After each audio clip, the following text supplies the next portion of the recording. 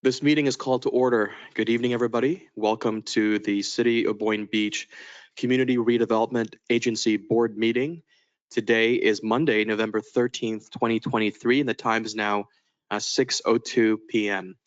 I'd like to ask if we could begin today's meeting with an invocation led by Board Member Hay, followed by the Pledge of Allegiance led by Board Member Kelly. Let's all stand for the invocation and Pledge of Allegiance.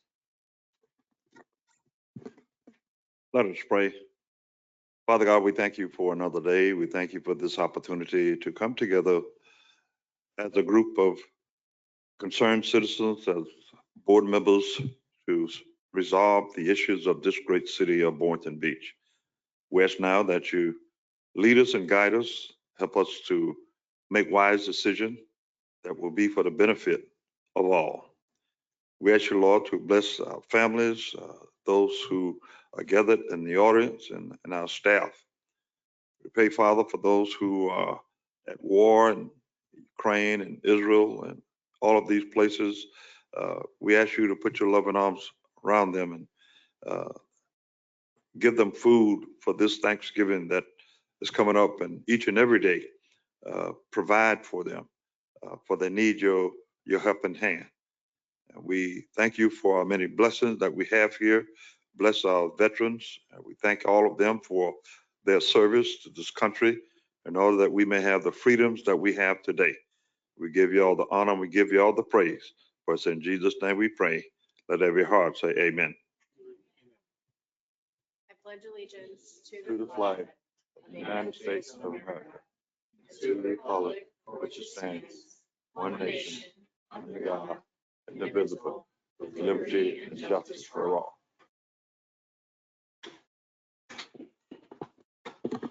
All right, thank you, everybody. Same rules of decorum apply. Speakers must first be addressed by the chair, me. Public comments must be addressed to the commission as a whole and not to any particular individual on the dais or in the audience. Personal attacks, physical demonstrations, similar behaviors are all strictly prohibited. Let's turn now to our city clerk. If you could please begin the roll call. Chair Penserga, Here. Vice Chair Turkin, Present. Board Member Cruz, Here. Board Member Hay, Here. Board Member Kelly. Here. Chair Penserga, you have a quorum. Thank you so much. We are moving on to agenda approval, additions, deletions, corrections to the agenda. I have no requests for myself. However, as I always like to ask all of you at the beginning of every meeting, if you could take a look under section 16, CRA projects in progress, which of those items would you like to hear tonight? Take a moment to take a look at it. Mayor Yes. or Chair. Yes. Can I hear 16A? All right, I'll circle that. 16A. Any other requests under this category? Yes, I would like to hear, like always, MLK F and G? G. All Yes. right, the MLK update, thank you. Any other requests from the two of you? No. All right, let's turn to my right, Vice Chair and Board Member Cruz. No, nothing, Chair. All right, Board Member Cruz, any requests to hear? No additions for me. Thank So you. for staff, that is 16A, that's the art walk recap. And then we'd like to hear the MLK update. That is F and G. All right, let's turn now to my colleagues on the dais. Let's do this sequentially. Anything from you, Board Member Cruz? Nothing for me, Mayor. All right, Vice Mayor, Vice Chair, No, Chair. Commissioner Hay, Not for me. and Board Member Kelly. Not well.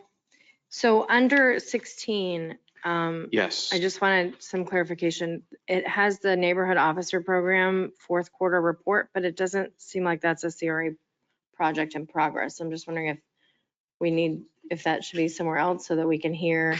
I think historically, have we always put that under this category, Sir Tack? I believe that's where we've always had it. Okay.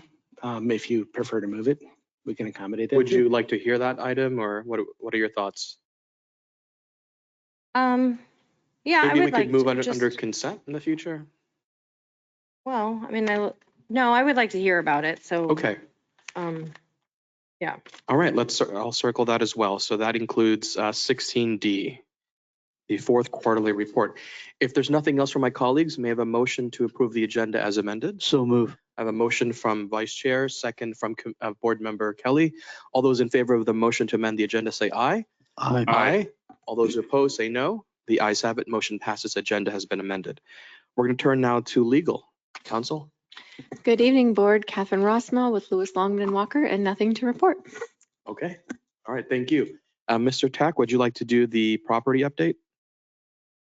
7A. Just for purposes of information, that property that we discussed at the last board meeting is now under contract and no longer available. So we won't be proceeding with an appraisal at this time. All right. Any questions for Mr. Tack? All right. Thank you so much. We're going to move on. The next section here is informational items and disclosures by board members and CRA staff. Let's begin in my other side here on my left. Board Member Kelly. Disclosure of conflicts, contacts, and relationships for items presented to the CRA board on the agenda. No, Chair, I don't have any. Thank you. All right, thank you. Board Member Hay. None for me. All right, Vice Chair.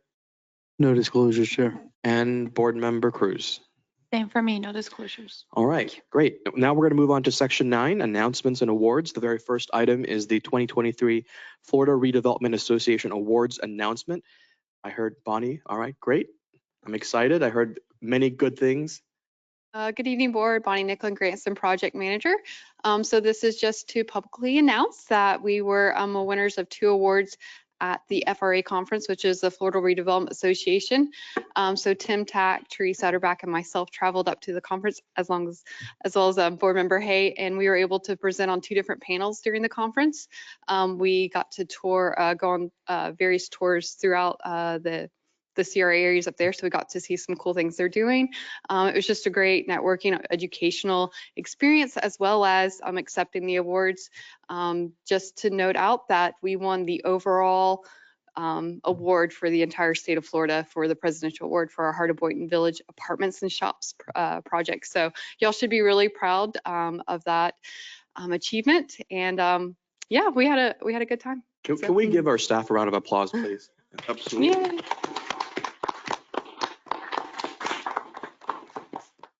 And if you don't mind, if we could have a photo op with the 2 awards, we'd love to be able to use that for our marketing. All right, So can we sure. You step want to do down? that now? Yes. Do you mind? Yeah, let's do it. Yeah, Let's do it we now. have 2. All right. Oh, they're both up there. So if you could bring both down.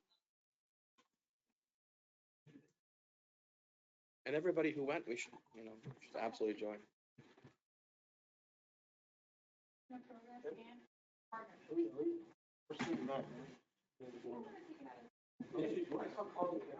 Yeah, if you don't mind. If you don't mind. Bonnie wants us to come. If you don't mind. We need a nice marketing.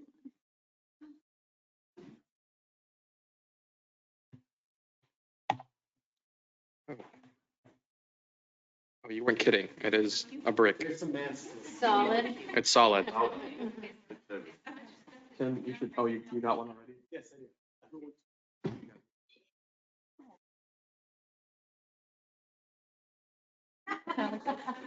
Like all shift a little bit better. Oh, It's you got like it. 4 big steps. Okay,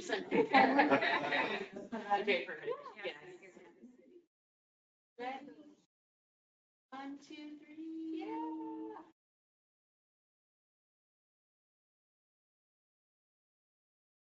Thank you so much. I'm gonna carry these all the way back to my room. Oh my God. Great job, Bonnie. Oh, thanks.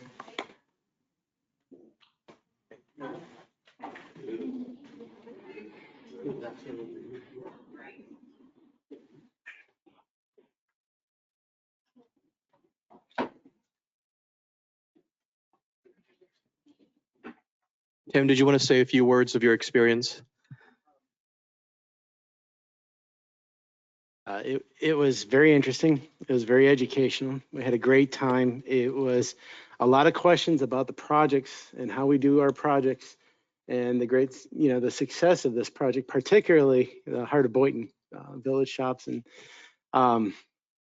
yeah, it was quite the thing. And as always, I do suggest it is our professional organization. So given the opportunity, going there, it's just, it's really, really worth the time. So. Board Member Hay, I know you went as well. Oh, yeah. There's lots to be proud of. Let me tell you, if there was any time that the city of Boynton can stick their chest out, it was at this event of the Florida Redevelopment Awards. And those of you, I think most of you have these books. The picture on the cover is the Boynton Beach project, okay? Right on MLK. Out of all the cities, okay? Will you be quiet? Out of all the cities in the state of Florida, little old Boynton was number one. It's on the cover of their program. Each time they made and presented an award, they flashed this back up, okay? And they were asking questions. This is the presidential award, okay? So Boynton Beach, we have a lot to be proud of. We have a good staff, okay? The staff is just outstanding, along with Tweet when she was here, okay? Because it was under her leadership that all of this was done, all right? So I don't want to leave her out. And she was like a rock star. They were asking her questions left and right, and she was giving answers. So I just want you guys to really appreciate what has been accomplished here in the city of Boynton Beach throughout CRA. And I'm looking for many, many, many more. And I'm sure that as we continue to work together, we're going to have that. Okay, we have a quality organization here with our CRA and staff. Bonnie was just fantastic, man. And let me just say this, then I'll be quiet for a minute anyway. And I'm not saying this just because I'm from Boynton, but out of all the workshops, this is where we gave out candy, right? It was phenomenal. People were they were excited. They didn't even leave. What would happen is Bonnie and Tim would give a little informational, and then they would have a little trivia question or whatever that was. I don't know. But they would give out these candies. I wanted to answer questions myself so I can get some candy. But it was the crowd was engaged. They were excited. And it was the best presentation that I've attended in that whole session, bar none. Okay. I'm not saying it just because I'm from Boynton, but I am saying it because I'm from Boynton. Okay. So you guys, if you have an opportunity to attend the next one, the Florida Redevelopment Awards, I'm sure that Boynton would be sticking their head up because we're going to win again and again and again. Thank you. Thank you. Job well done. I just want to acknowledge Bonnie Nicklin and Teresa Utterback during that presentation. It was an hour and 15 minutes, right? We had fun. We kept it light. Yeah, Teresa. Bonnie had one heck of an idea to keep everybody engaged, involved. 'Tis the season for candy, right? And, you know, put her spin on it. So she did one heck of a job. Teresa did one heck of a job. Yes. And it was a very good turnout. How many people do you think were in that room? It was jam-packed. We easily had over 100 people actually paying attention and asking questions for a full duration of an hour and 15 minutes. And they did one bang up job. So I just want to acknowledge that. Yes.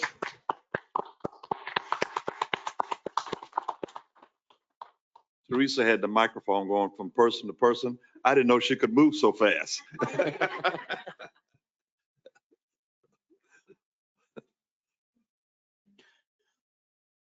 Very good. Well, thank you so much, everybody. We're going to continue because there are more awards and more positive news. We're going to turn now to item 9B. This is the International Festivals and Events Association Awards announcement. We have Mercedes coming up. Good evening, board. Mercedes Coppin, Business Development and Promotions Manager. So in October, the International Festivals and Events Association, also known as IFEA, recognized outstanding examples of quality and creativity within the festivals and events industry. They handed out over awards in over 70 categories to event producers throughout the world. And I'm pleased to announce that the CRA did receive 3 awards. We received 2 silver and 1 bronze award. We were acknowledged and received accolades for our best promotional poster for the Boynton Beach Art Walk. We also received Best Organization Website for BoyntonBeachCRA.com and Best New Promotional Activity, which was for the Blarney Bash Boynton Beach Bucks activation for this year. That's it. Just wanted to share that All news right. with you. Fantastic. Congratulations. Here again, Chair, we can be proud of what the accomplishments that are happening before our eyes. And it really is a poor frog who won't praise his own pond. I really want to take my imaginary hat off to you guys. You're doing an outstanding job. Just keep up the good works, okay? Thank you. God bless you. Thank you. Thank you. Thank you. Great job, everybody. Great job. Great job. Great job. There is another announcement. Mercedes, you want to continue on? Yes, I will. Moving right along to the announcement for this year's Holiday Boat Parade. The event will take place on Friday, December 8th, starting at 6:30 p.m. Once again, we will partner with the City of Delray Beach, as well as the town of Hypoluxo and the town of Lantana for this festive Holiday Boat Parade. The route will be the same as it has been in years past, starting just south of the Ocean Avenue Bridge in Lantana and traveling to the C-15 Canal in Delray Beach. That is just south of Linton Boulevard. There will be plenty of viewing areas along the parade route with prime viewing locations at the Boynton Harbor Marina, as well as some of our waterfront restaurants, which include Two Georges, Banana Boat, and Prime Catch. We do invite everyone to come down to the Boynton Harbor Marina to enjoy free festivities, which will include live music, a visit from Santa Claus, fun games and activities, food, drinks, and much more. And we do encourage everyone that comes down to bring a toy donation for Toys for Tots. Next slide, please, Vicki. All right, and we are still currently accepting registrations for this year's parade. There is no entry fee, and we are welcoming any registered boats to go ahead and submit an entry form. The deadline to submit is going to be December 5th. That is our mandatory captains meeting, which will take place right here at City Hall, starting at 6:30 p.m. If anyone is interested and would like more information, they can contact me directly at copnm@bbfl.us or visit the CRA website. Any questions? No, I'm just looking forward to it. Board Member Cruz, you have a I have a question? question. Who's going to be the judge this year? We only have one judge, right? Well, I would love to have judges from our commission/board. So if any of you are available, it's going to be on December 8th at 6:30. It's a great opportunity to come out. And I can reach out to you or you can reach out to me directly and I can get the information to find out who's going to be available for that. Great. Count me in. Okay. I do have just one tiny request. Yes. Could you remind them it's a parade and not a race? Because they are always just zooming by. I will. Fly by. They get so excited. I was wondering, is there like a time limit? Is that why they're rushing? There's no But- time limit at all. We tell them every year to go slow, to go about 5 knots per hour, and and to slow down when they get to the marina. And it seems that they just speed up as soon as they see us. So I'll be sure to tell them to slow down. Have like a slow down for judging zone. You're right. I need something. I need a little elf out there. Well, Right thank on you the so bridge. much. Yes. Yeah. All right. Thank you. All right, thank you. Ladies. Thank you. All right, we're going to move on to the next section of the agenda, public comments. The public comment section of the meeting is for public comment on items on the consent agenda or items that are not on the agenda. For items on the agenda, the public will be given an opportunity to comment at the time each item is considered. Each speaker will be given a total of 3 minutes to comment. And as usual, after all those in person have finished, we'll go to those online. All right. When you approach the podium, state your name for the record. Let me switch to the timer and just begin when you're ready. Good evening. My name is Christine Roberts. On October 10th at the CRA monthly board meeting, the board added an item to the agenda under new business to discuss staffing concerns of the CRA and the director. Discussion commenced between the board members, with some of the members saying they had received complaints from the city executive staff and developers for Ms. Shutt's lack of communication. After discussion, most of the CRA board felt there was lack of leadership to move forward with the current director. A motion was made and seconded to terminate without cause. The vote passed with board members Cruz and Hay voting no. Ms. Schutt was hired in 2017 as the assistant director. In 2020, she was selected by the board to become the executive director. She has over 29 years professional experience in both public and private sectors. She has an outstanding rapport and reputation with local, county, and national CRAs, developers, and many professionals within her field. During her tenure with the CRA, she was successful in leading projects, specifically dealing with affordable housing and working to bring new businesses within the CRA district. One example of her leadership is the Heart of Boynton Village Apartments and Shops. This project provides for low-income housing, an opportunity for new businesses, and was a goal of the board and city commission. In addition, the CRA has received numerous awards. Most recently, they received the prestigious Gold Award from the International Economic Development Council for public-private partnerships for the Heart of Boynton project. She and her staff received many accolades from the board for this honor. I don't understand the board's motive for this termination, especially knowing this board 6 weeks prior to this action gave Ms. Schutt a passing evaluation and a raise. Did Ms. Schutt do something illegal, immoral, or unsafe? To me, this looked like a witch hunt. Communication is a two-way street. Ms. Schutt was never given the opportunity to defend her position. You terminated one of the most progressive CRA directors I have ever seen in this city. Someone who only had the district and this city at heart. Shame on you for your unfair actions. Thank you. Thank you. All right. Any others in the chambers? Seeing no one else approaching the podium, Ms. Kerfman, is there anybody online with their hands raised? No hands are raised at this time. All right, thank you. With that, public comments are now concluded. We are going to turn now to consent agenda. This is section 11 of the agenda. Are there any items under consent that my colleagues would like to pull? All right, I'm not seeing anyone, any requests. We have a motion to So approve. move. All right. Okay. We have a motion from Vice Chair, second from Board Member Kelly. All those in favor of approving the consent agenda, say aye. Aye. All those opposed? The ayes have it. Motion passes unanimously. That concludes consent.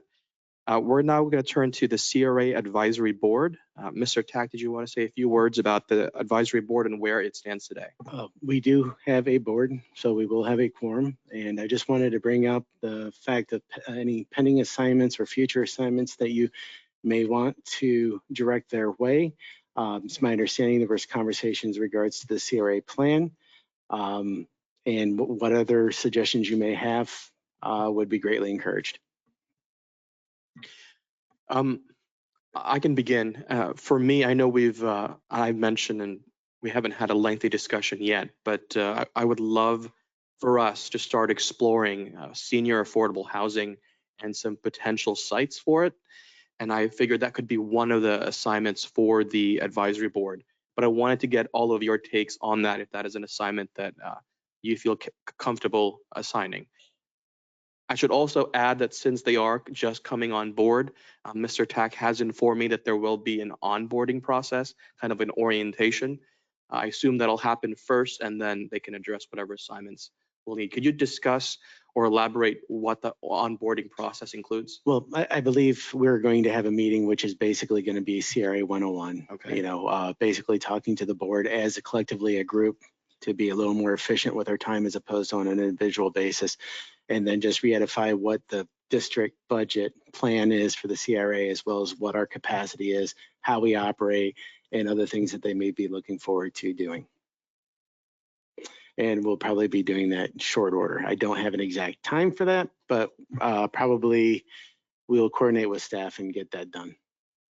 Okay. Let me hear from my colleagues. What are your thoughts on assigning or potentially assigning research on potential sites for senior affordable housing. Is it an appropriate task for the advisory board, or is that something that's, would you prefer that staff just do on their own, or what any preference? Well, what we can do is we can collectively do an audit of what the CRA properties are and potentials, but we could also collaborate because I know that this was part of a city item as well. We can collaborate with them on city properties, and then I don't know which would be the correct avenue or correct format to present that in. So Catherine may be able to I was gonna expand on say, I that. see you giving me the look. So the way the advisory board was set up is it's actually established by the city, but it allows the city or the CRA to give the advisory board assignments. So you can do that in your capacity here. You can do that elsewhere that we won't get into the details of that. But you're certainly, exploration of senior affordable housing sites is certainly something that is appropriate for the advisory board to explore. They can bring the information back for your consideration with whatever they find. And you could limit it to CRA properties. You could include city properties. You could say anything on MLS. Any way that you'd like to do it would be fine for that body. So my preference is, that they focus on CRA and city properties because we have direct control over them. However, if there's other potential sites, I would be open to hearing that as well, but with preference to city and CRA. After we evaluate what we currently have, we can start looking at furthering that plan and seeing what would make sense and what different properties we could take a look at in the future as well. All right, let me hear from my colleagues. Any thoughts, objections? Board Member Kelly. Thank you, Chair. I recently heard, I'm not sure how accurate it is or up to date it is, but the properties, I believe it's the atrium, and then I believe there's 2 parcels that are potentially for sale north of Homing Inn. And so my thought was maybe that's something that the CRA advisory board could, and along with staff, look into and see if those are, if they are truly for sale, and if they're a viable option for the CRA to consider acquiring. I'm open to that as well. I mean, if there's an opportunity, we shouldn't discount it, right? Right. But as far as what you were asking for, I think that's a good direction. It gives them, I think, a little taste of what, we're, projects and things that we would assign to them. And right. So, And yeah. it makes them ask the questions, what is required for a project to be successful? How large of a parcels does it need to be? And all of those things. So anything else from my colleagues on that? Yes. Yep, board member. I agree with the suggested direction for your crowd board. Just one question. We still have 7 members of the crowd board. How many members do we have? I believe it's 7. 7? And we have a full board now, right? Correct. Let's see. What are the rules governing absentees? If they miss so many, do we have anything of that nature governing that particular board? I don't believe we have any policies in place in regards to absences that I know of. Yes. We do? Yes, we do. Yeah. Didn't we I just think go? it's I like- stand corrected. Ladies and gents, 1 second, because there's a lot of people chiming in. Yeah. Whose voice did I hear? Was that you, Ms. Kerfman? Yeah, mine, and I believe it's 3 absences. If they're excused, they have to let us know beforehand. I believe that's correct. Correct me if I'm wrong. So, So I believe still as it was in the past, just 3. Are we enforcing that? Because it seemed that we ran into some challenges, I'll leave it at that, in the past. So is that going to be, If the policies are in place, we can abide by them. We can dust them off and reintroduce them for everybody's edification. And for the benefit of the board, I think the way that would work is that CRA staff may alert the city to that issue. And I believe it is the city that makes the appointments and the removals from the board. And so the CRA staff and their attendance to that meeting can assist, but the actual action would take place at the city. Now, would that be the city clerk? Yeah. I just said that because I know she's here, but. okay. Thank you. All right, thank you, board member. Anything else from my colleagues on the topic of possible assignments to the CRAB board?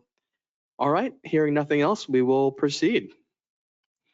The next portion of the agenda is old business, 14A. Now, this item was previously tabled. There was a lot of discussion and questions about a circuit and how this could possibly work. And one of our challenges last meeting was that we had some spotty online connection. So before we proceed, we do need a motion to remove this item from the table. So move. Second. Vice Chair, I heard a motion, second from Board Member Kelly. All those in favor of removing this item from the table, say aye. Aye. All those opposed? The ayes have it. This item has been removed. This is again continued discussion and consideration of piggybacking onto the City of Hollywood contract with Circuit Transit, Inc. for the BBCRA pilot rideshare program. Let me turn first to Mr. Tack to just open the item, and then we can turn to the presenter. Mr. Yep. Tack. Just for the benefit of the public, back in September of this year, the CRA board approved piggybacking onto the City of Hollywood's contract with Circuit Transit Incorporated for a pilot rideshare program. And then later in September, CRA staff and city staff met to discuss the service hours, routes, and applicable code requirements. It was determined, or there was a recommendation for the initial approach to be an on-demand service as opposed to fixed routes. We were looking at a recommendation of 4 vehicles running daily. It was just suggested from 7 to 6 p.m. or at least a good to 11-hour duration per vehicle, as well as a potential for a fixed route if there were an event that could utilize a fixed route. Additionally, it was thought that a small fee would be needed to be imposed to cut down on no-shows. And also we wanted to recommend exploration of advertising revenue that could offset some of the costs for this program. And as it was stated already at our last board meeting, the item was tabled so that a full presentation could be presented to the board, and any items that you may have questions about could be addressed.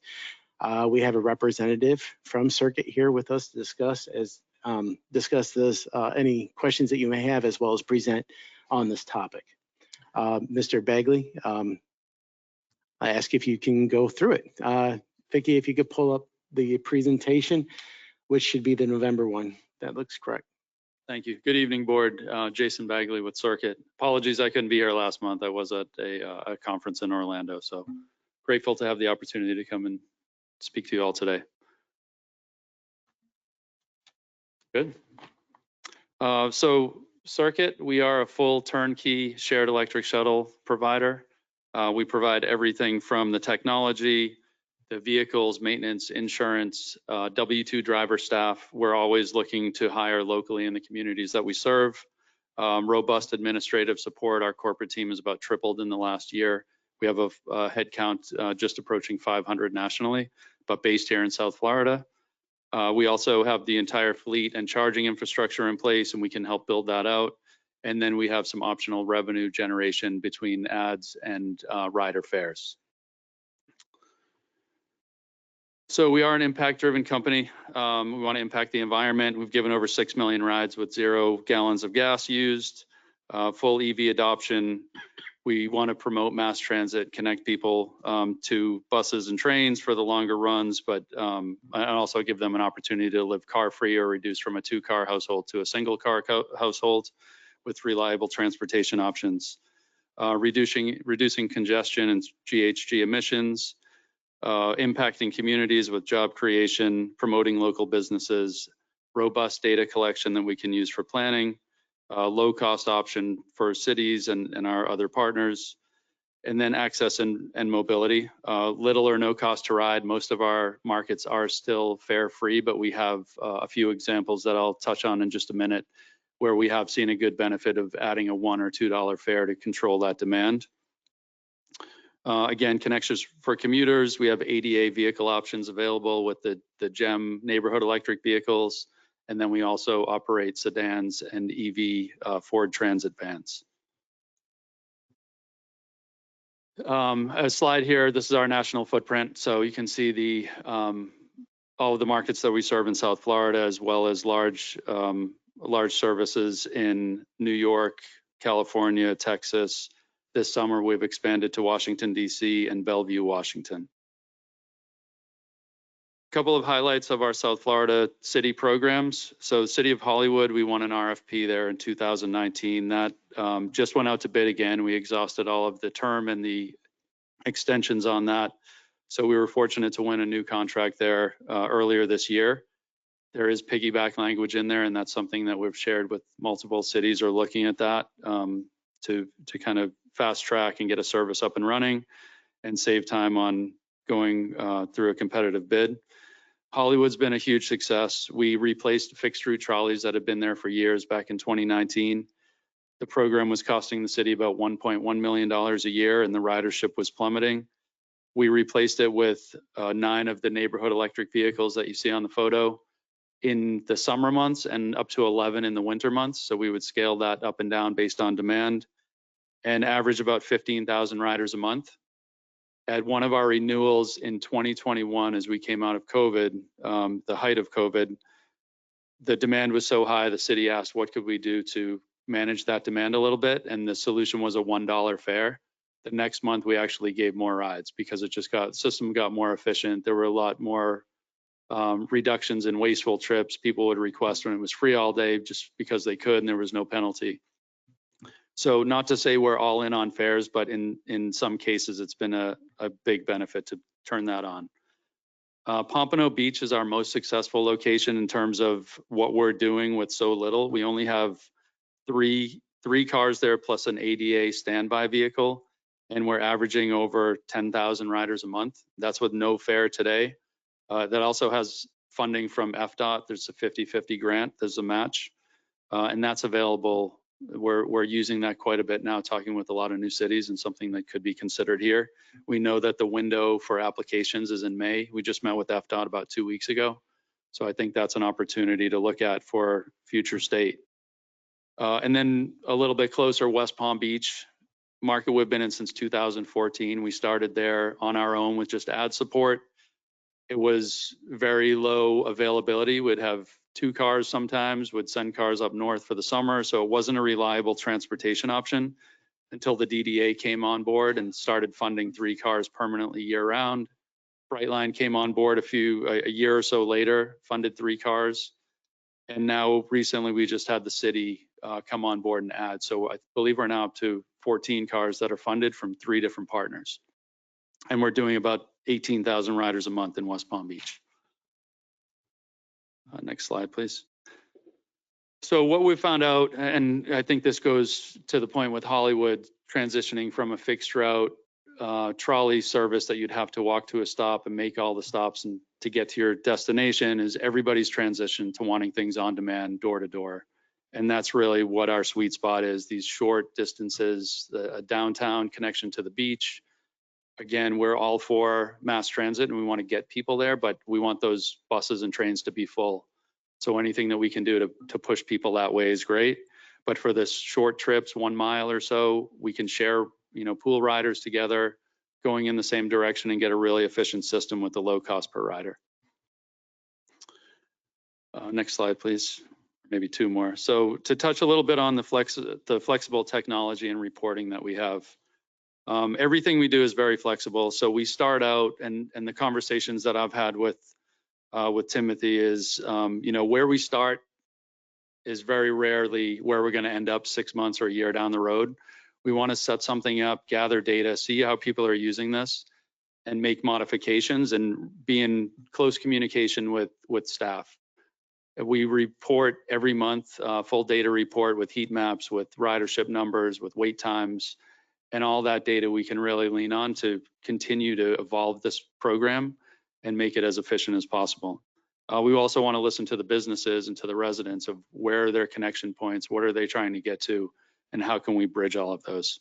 Everything's adjustable from the service hours. I know there was a mention of 7 a.m. to 6 p.m., but I think a survey is really good to go out to the residents and see where are the needs. And a lot of times we can change that. So the other thing with multiple vehicles is you can stagger those vehicles so that you have longer hours. It's rare that 7 a.m. is going to be high demand, But if you have most vehicles on midday, that's the peak, and then you have the early morning hours and the later evening hours that you can still capture, but without the entire fleet having to run. We can go to the next slide, please. This is just a quick example of our heat map and data report. It's very robust. We share that again by the 5th of every month, giving all the data of the previous month. You can go to the next slide, please.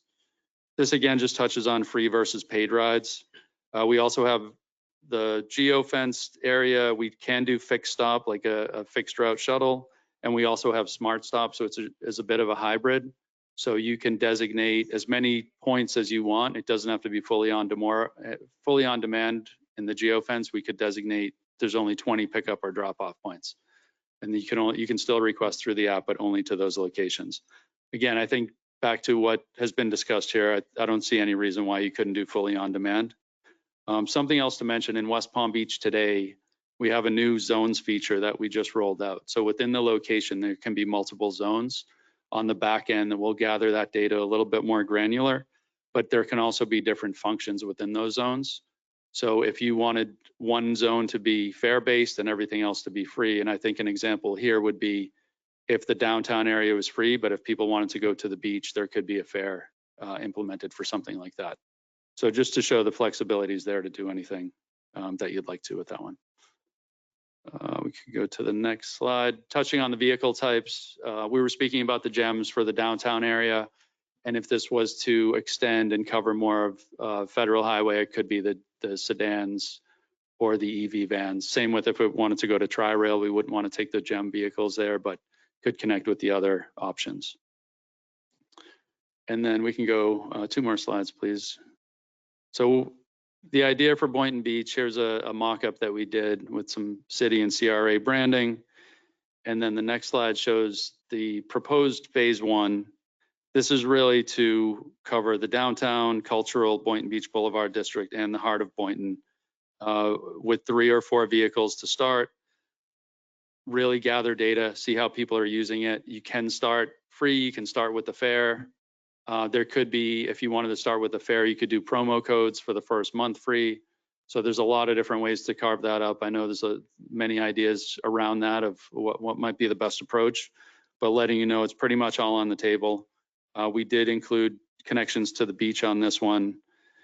And then on the next slide would be a potential phase 2 to capture the federal highway areas north and south. And then if you really wanted to go citywide, that's always an option as well.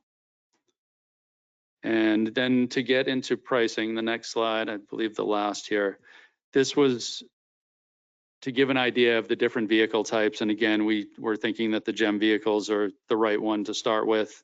We can do a mixed fleet down the road, but for the GEM vehicles, this is a per vehicle cost. And again, there's a couple of variables in there that's based on 60 hours a week. All of that's again adjustable. This shows some fare revenue and advertising credits. But again, those would totally be your option if you'd want to turn those on or save that for city branding on the vehicles. That's really it. Happy to answer any questions.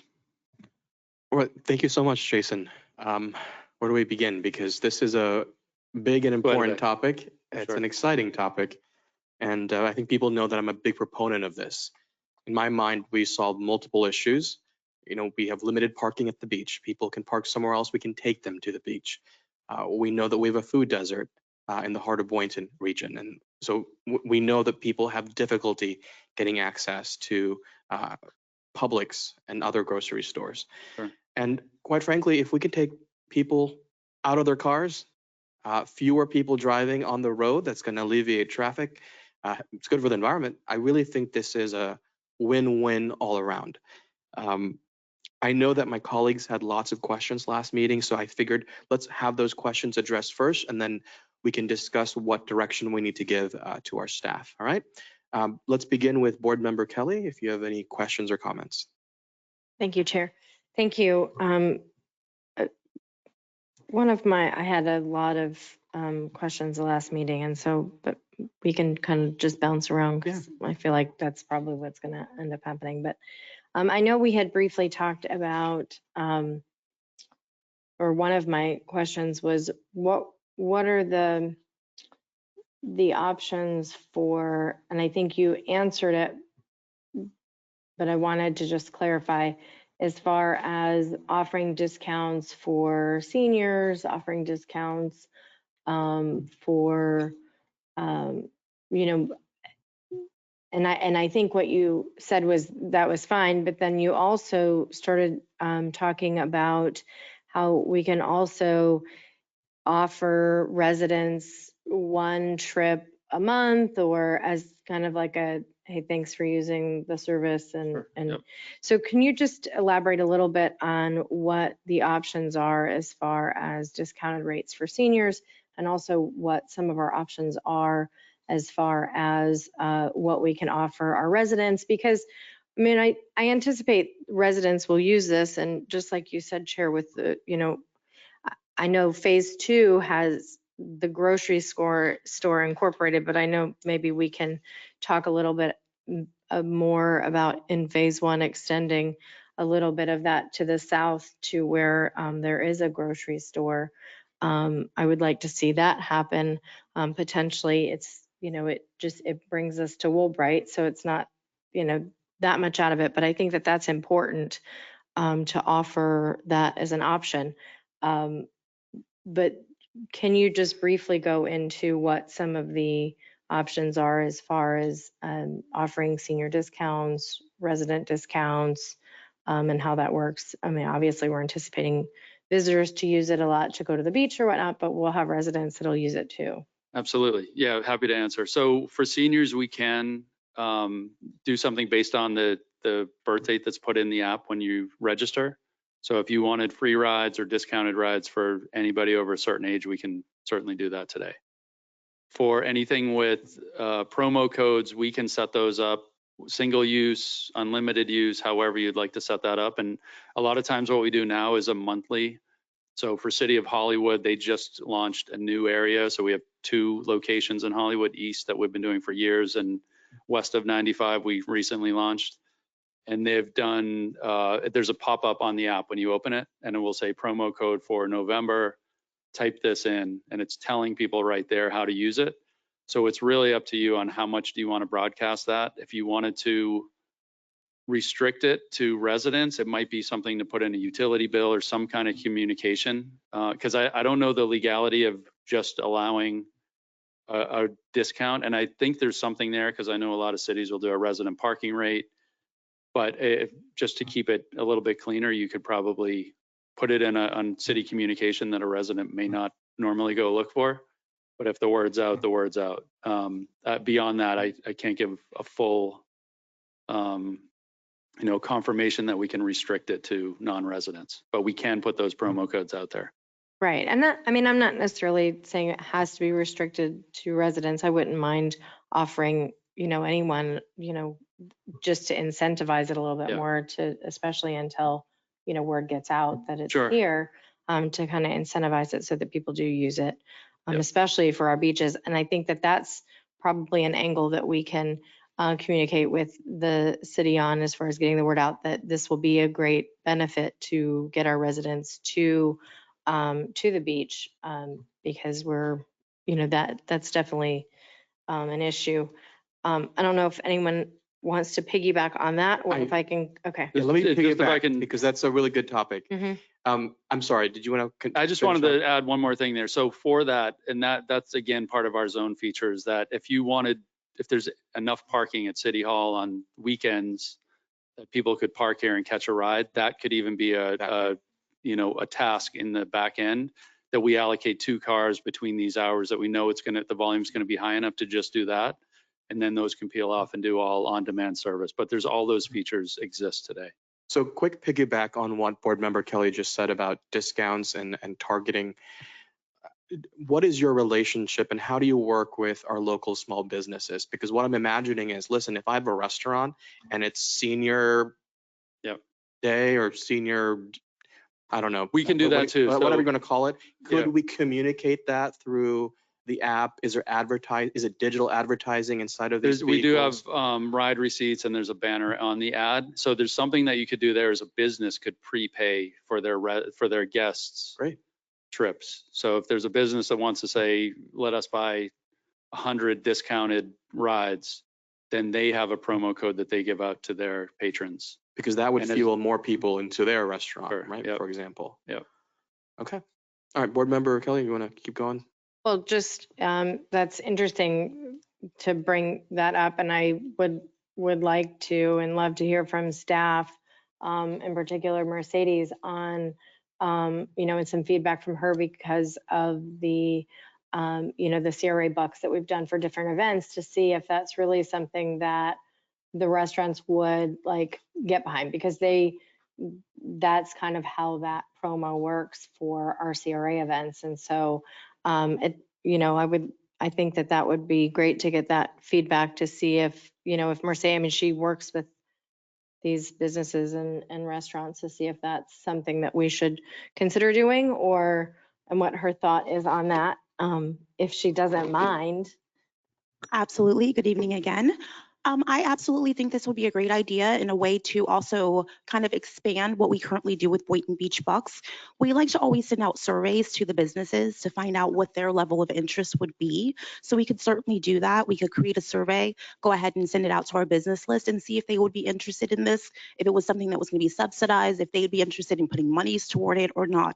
And we could certainly get back to the board with that information. That would be awesome. Okay. Thank you. You're welcome. Anybody want to piggyback on this topic before we move on, or we can always move on? So senior discounts, that was a topic, and how they could interface with Costs, businesses. yeah. All right, Board Member Kelly, just proceed. Okay. Yeah. The next thing, we briefly talked about it, and I actually talked about it in my agenda review with Tim, was about advertising. And I know that we had briefly started talking about wanting, to promote our local businesses.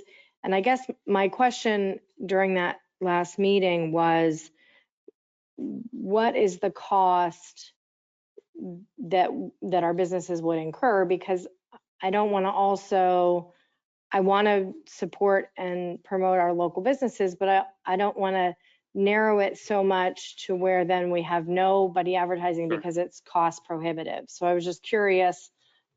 Yeah, What no, your that's experience with that? ultimately up to you. So the cost that we gave is all in. And then if you want to spin some of that opportunity off to local businesses, ultimately what you want to charge for that. And we're happy to give you what typical rates are in a similar size market. But we understand the local businesses don't have the budget of a Coca-Cola or JetBlue that we have in some of our major cities. But, if that's the focus, we're all for it. And that's very similar to what we're doing in Pompano and in Hollywood right now. It's very much all small businesses that typically wrap a car for an entire year. If you want to keep the Boynton Beach branding on the vehicles and offer some portion of it for a small business that can rotate out, we can really do it any way that makes sense. Okay, what's the average cost for, I mean, To wrap, right? to brand a or vehicle? versus just to have, Yeah, I mean, we can do stuff at a lower, at $200 a month for app branding, for social media promotion, for in-car, stuff like that. Handouts, the drivers are promoting the businesses with handouts. But then typically when you're wrapping a vehicle, you're in the $1,500 to $3,000 a month.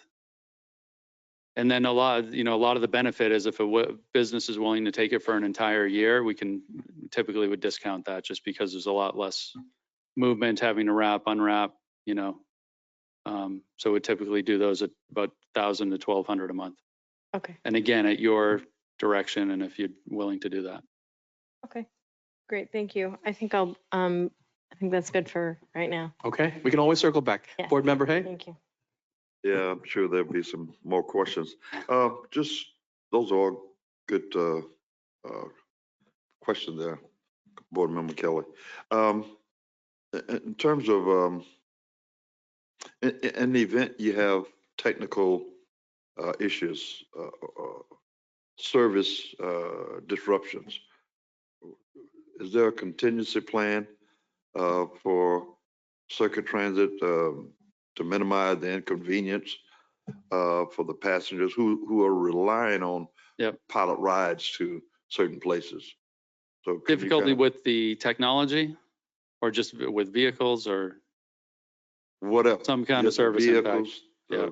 if there's a I mean, the disruption, vehicles we have about 100. can you put one in place Absolutely. Yeah. quickly? And We have over 100 vehicles in South Florida. So if one needs to go out for service, we have another one we can plug in for a few days while that's serviced. So no issues with that. We also can bring in additional vehicles if you have a large event. you would have one in a couple of days? Or Yeah. I mean, we usually could get one here in a couple hours. couple of hours? Yeah. Oh, Yeah. okay. Can't argue with that. I guess another item of discussion for me, I think you mentioned something about the community feedback. How would you engage and gather feedback from the community to continuously improve and Yep. and tailor the ride program to us here in Boynton Beach? Can you Absolutely. just So we talk have little more? yeah, sorry, not to cut you off. We do have a public partnership manager that's the liaison with all of our city locations.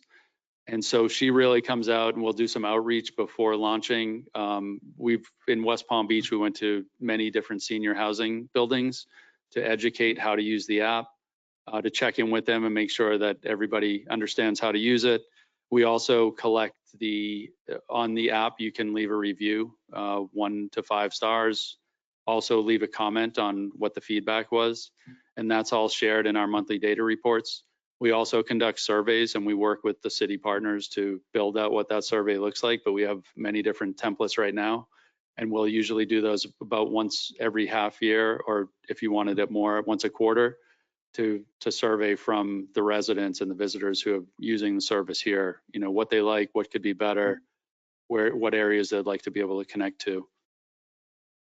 Okay. And then just talking to people in the vehicles, the drivers hear a ton of feedback. Right. We have communication channels that everybody has visibility on and can That's one of the communicate best ways. Yeah. All your vehicles right now, are they electric, low All of our emission? vehicles are electric, yes, our entire Okay. fleet. Yep. All right. As far as the safety and security for the passengers, that's who's participating. Do you have something in place that will secure that and Absolutely, yeah. And so we just go went about through. that? Yeah, absolutely. We have a safety team. We just brought on a few more people really focused on that. And we just went through a full FDOT 1490 compliance review, which is a really robust program. I'm happy to share all of our toolkit that we just had to create in the last few months.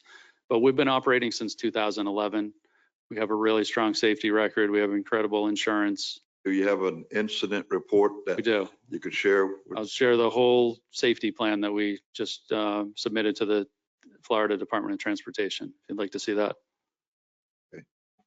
That's it for now, Chair. Thank you. Vice Chair. I don't have any questions on what's been discussed so far. All right, Board Member Cruz. Thank you for your presentation. I had the opportunity to do a little research and ride different options of rides. And I can tell you that comparing it to Circuit to other companies that I kind of went and utilized, I think that Circuit so far is the best company, Nice. the best app, the best way to get around. And I've been able to use that service several times in the West Palm Beach area.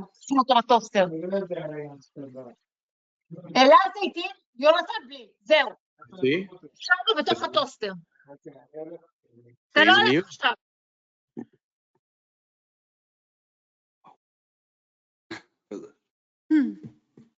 Little something. That's the Phantom of Boynton. So I was able to try the app. In West Palm Beach, it is free. We know that in certain times like lunchtime or maybe 5 o'clock, the service gets a lot busier. Yeah. So at that point, it's almost like non-existent because it's impossible to get a vehicle. So that's kind of one thing I wanted to touch base on and just to think about. One thing that I wanted the board to really focus on is, our hours of operation. What time do we think that, our city's residents might be more wanting to use the service? Another question I had was, we see an option for 60 weekly hours of operation. Is that your standard No, procedure? I think that was an earlier conversation that we had. But again, everything's very flexible. So No, I know we had the conversation. Yeah. That's kind of why I'm bringing it up. Yeah. Just wondering if it would be possible to maybe start off with like 40 hours per week. And I'm sure that might have a difference in the cost. Yeah. I think that I know we're doing a piggy bank, and I think it would be important to maybe do a pilot program where we start and we see kind of, what hours, the community wants to use the vehicles. I did see that the gem is like a 6-rider It thing, is. right? Yes. Okay. Yeah. So I think that's great because it gives the ability for a lot of people to be able to get on the ride. I was thinking about the cost, and if you want me to be honest with you, I would love to see this happening really expanded. I would like to see this expanded to the Tri-Rail area. I know it's not in the CRA district, but also, as the mayor mentioned earlier, the beach. That's something that I've heard a lot of resident concern about. So yeah, the Tri-Rail, the beach, and maybe the western side of the city eventually. I know it's not within Yeah. these boundaries. So yeah. We have also spoken with Palm Beach State College, who's had some interest in hopefully joining something once it's established here. So, and Tri-Rail, they had a rideshare partner program that recently came out that they pay a flat amount to and from the station. So that might be an opportunity as, once there's a foundation here that we can resume those conversations. Just to address your one point in West Palm Beach, you're 100% right. We're doing about 18,000 riders a month. And it's at some point you get to be a victim of your own success and it's too popular. I did mention fares actually went into effect today if you're going to or from the island. And the next step is there might be fares citywide just to manage that demand, unless we can we're speaking with the related group to potentially add more vehicles, because that's really what it's a function of, just supply and demand right now. Absolutely. But yeah, thank you for your presentation. That was some of my concerns. I did want to request that staff does research on the grant from Florida Department of Transportation to look into potentially taking on 50% of the cost for this so that we don't have to be cost burden. And if we decide that it's a popular pilot program and it works for us, maybe we could expand it in the future and we would have those discussions. In regard to, I know there was discussion earlier about senior discounts and such. The only issue I see with that, by utilizing it in the past, it's like you could put anything. You could put your birth date to be anything. You could put your zip code to be anything. So, the validity of the data, are we? That's my only concern. Yeah, with that, that's a true point. However, if the driver sees that it's a discounted ride and a 18-year-old jumps on, we can flag that and stop that account or suspend that account. Thank you for that feedback. Sure. Okay. Yep. All right. That's kind of my questions for now. I would say that as we just for the board to think about as we move forward with this, if we start with, let's say, a reasonable fee, whatever, if the board wants to move in that direction, it's usually easier to just start off with something rather than nothing, so that, because these rides can, from experience, they can get out of control. Like they can become so popular from one day to another when they're free that it could skyrocket in regard to cost. So it might be a good idea, as you mentioned earlier, just to kind of control cost and really make sure that people that are using it are people that aren't going to cancel last minute and are actually going to use it to implement, you know, a reasonable, Yep. small, very small minimum And fee. even if you do that, you can still, for the first months, you put a pop-up saying first 2 months are free, but it's notifying people that there will be a fare at some point, instead of, to your point, Gets people starting in the free. door. Mhm. Sorry. It gets people in the door It gets, trying the right. program. And it also isn't going to do a switch on them. You get them, at least they're notified. There's going to be, this is going to be a $1 or $2 fare, but for the first 2 months, we want to get everybody using it and then switch it on. It doesn't come as a shock. Fantastic. Well, thank you for your time. Thank you. Vice Chair, did you have a question? Yes. I think the drivers got to be careful when they ask about age. And don't want to Good offend point, anybody, yes. you know what I mean? So I think it is a good idea to start with some type of fee, because you had mentioned earlier in your presentation that there was a lot of cancellations, the data wasn't accurate, and I want this thing to be successful. And I think making sure that we eliminate those variables in the beginning is important. Yep. I would also propose, I know that you have different phases and where this is going to start geographically.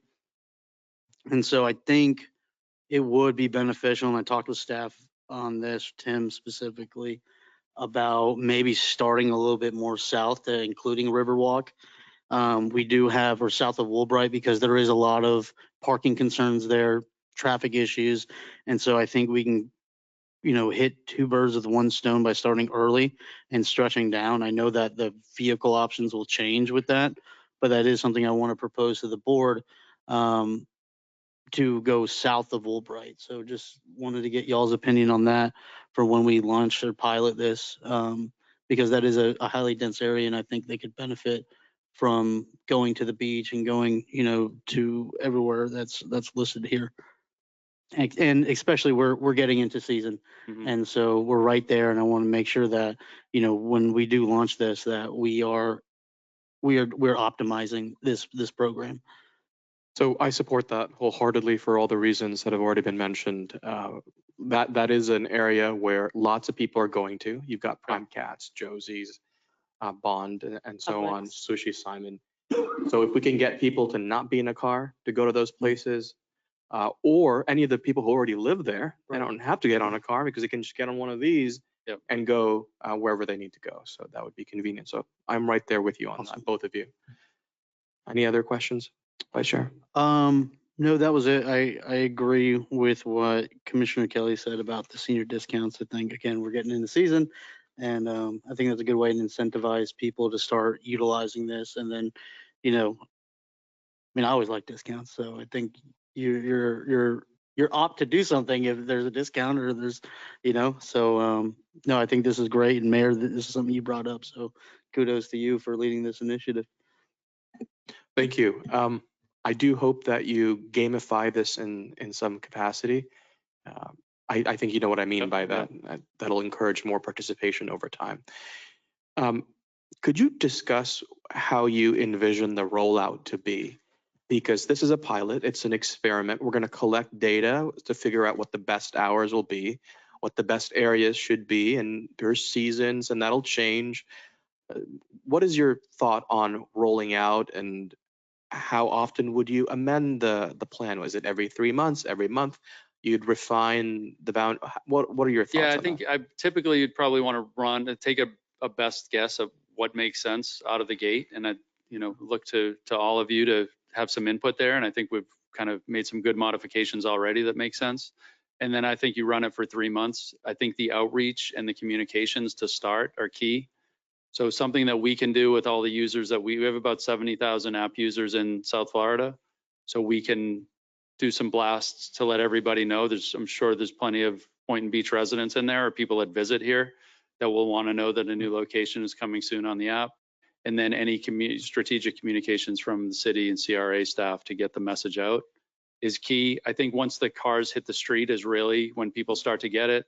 We have some marketing material. We'll go around to local businesses and housing developments and spread the word. And it usually takes about a week or two to really start seeing things catch on. But early on, we can report weekly of what's going on. And then we'll get to a monthly cadence, going through the data and starting to fine tune as we go. But typically, I think would want our best starting point to run for about 3 months before any significant changes. So first 3 months, you're going to keep the parameters as is, then you'll And then, yeah, assess then at we the can end of talk those 3 about it. months. The heat maps will show where people are coming and going to. A lot of times, if you see heavy activity on the edges, we'll find out people are walking into it or walking to get within the coverage area. So it might be, if it's so heavy in one area, it might be worth adjusting a couple blocks north or whatever the case may be. But we can make all those fine tune adjustments once we start collecting some data. Now, you mentioned strategic communication in one direction. Is that something you're open to in the other direction, where if we have important or critical news from the city, could we push that out 100%. into your app? Yeah, we do that all the time. So Great, definitely. Great. Yeah. Great. Okay. Yes, follow-ups. Yes, go ahead. Last question. Where would you guys be located physically? Like, where would the vehicles be parked, and where would you charge your vehicles? That's Thank a you for good that question. We can discuss if there's something here at City Hall with charging infrastructure. If there's a need for more, we have a couple different providers that even have monetized the charging with some digital displays. They will come in. So if there's if there's a need for public charging, we typically need it overnight, so it could open up to the public during the day. Otherwise, we've always partnered with the hotel or shopping center. We've never had an issue identifying a spot, even if we have to rent a warehouse potentially. But if there's something on city property, would be totally open and would like to start there. And then we can go on if that's not an option. How many do we have in front of City Hall? Is it just 2? 2. Okay. Well, actually, no. 2 in front of City Hall and then 2 right across from those 2, so 4. And So how what many would you're- you need? How would that work? Depends on How many? And I'm sure vehicles, there's but different I'd say types. between 3 and 4. That's a good question. Who pays Only, for that? yeah, I can Yeah. answer that. The city has been providing those for free, and that's something I've actually recently, I can't talk about that here. Yeah. Sorry, I had to switch my CRA hat. The city does pay for that, and there is no fee at this time for that service, like for the charging service. And I can't talk about it any further Okay, because it's commission stuff. understood. But do you know if you're at capacity peak day that you need more charging stations? The issue is we do have, and I've personally seen a lot of Teslas like overnight charging. Yeah. For free, which it's something that I. Well, I'm happy to connect with you. I have a company that I've met with a few times, and I'm meeting with them again later this week. If you'd like me to pass their info on to you, I'm happy to do that. But we're talking about that for another municipality in Broward. Absolutely. And I know we use like the FPNL Yep. electric charging stations. And so, I mean, we would have to, I would just want to think about, if you guys are providing your vehicles and we're paying you for the service, then Yeah, we you guys typically would do a take credit. care If you're of giving your- us the charging, we have credits built in, like in Pompano. We use a city garage and their charging, their electrical. So we give a credit off of the bill for that. Okay, 'Cause it's fantastic. otherwise would have been a cost to us anyway. Okay, fantastic. Thank you. Something to think about. All right. Any other follow-ups from my colleagues? Board Member Kelly first, then Board Member Hay. Thank you. Yeah, I don't know, Tim, we have the CRA parking lot that doesn't have any charging stations in it now, and that might be an ideal spot, maybe connect with So Jason about that. if worst case scenario, if you have the location, you can bring the infrastructure in for what you would Yes. need. And with, I guess at a minimum, you would need whatever the amount of cars to provide charging stations equivalent, or would you be able to cycle those? We On and off. like to have one station per vehicle. And all we really need is 220 power on Okay. dedicated breakers. So we oftentimes go and purchase a level 2 charger and can mount it on a wall or on a pedestal outside. So as long as you had 4 parking spaces, Yep. we could manage with that P&L, bring service to that location, and you could bring the infrastructure in to Correct. charge those. A lot of options. Yeah. And I just had one quick question about hours. One of my questions, and it doesn't in the presentation and listening, it doesn't sound like that's an option, but I just wanted to ask the question. Because the times, and I know because, the weekly hours is kind of a test. But I know that I've heard from residents that, they're trying to get over to the beach at 10 o'clock or 9 o'clock and it's full. And so we're looking at having the hours of this pilot program not start until noon, even on the weekends. And I'm, one of my questions was, is there a way to split that? Have a couple of hours in the morning when it's peak busy and on the back end, and maybe, split it up a little bit. And what your experience is with that, if it works, or if it just works better to just extend it an hour or two, depending on the need. Yeah, I mean, you could do it either way, but that, I think I mentioned earlier of scaling up throughout the day. So starting with just 1 or 2 vehicles from 8 a.m. till noon, and then you add the rest, and then 2 go from 8 p.m. to 10 p.m. So we can do it either way. Again, the data will dictate, but if you wanted to capture people going to the beach Saturdays and Sundays, we could have 2 vehicles that just do that from say 9 to 12. And then the regular service opens up and those vehicles transition over. Okay. So we can really do it any which way. Perfect. And then as we're rolling this out, how can we capture the unknown data of, oh, I would have taken that, but it wasn't started yet? You know what I'm saying? Yeah. Because, if we have somebody who's like, oh, I want to go here, I want to go here, and they open the app and that service isn't available, how can we capture the data that they actually want that service without them reaching out to us or complaining or whatever and saying, I tried to take it at 10 a.m. to go to the grocery store and I couldn't. And, Yeah. I mean, I think that's going to be feedback in the app. We get feedback all the time. Okay. Just telling us what they want. So we're happy to share all of that. Okay, perfect. That's all I have. Thank you. Board Member Hay? Yeah, you may have already answered this question, but if it's possible and legal, would you be opposed to installing a charging station if need be? No, we do that all the time. Do it all the time? Yeah. Okay. Okay.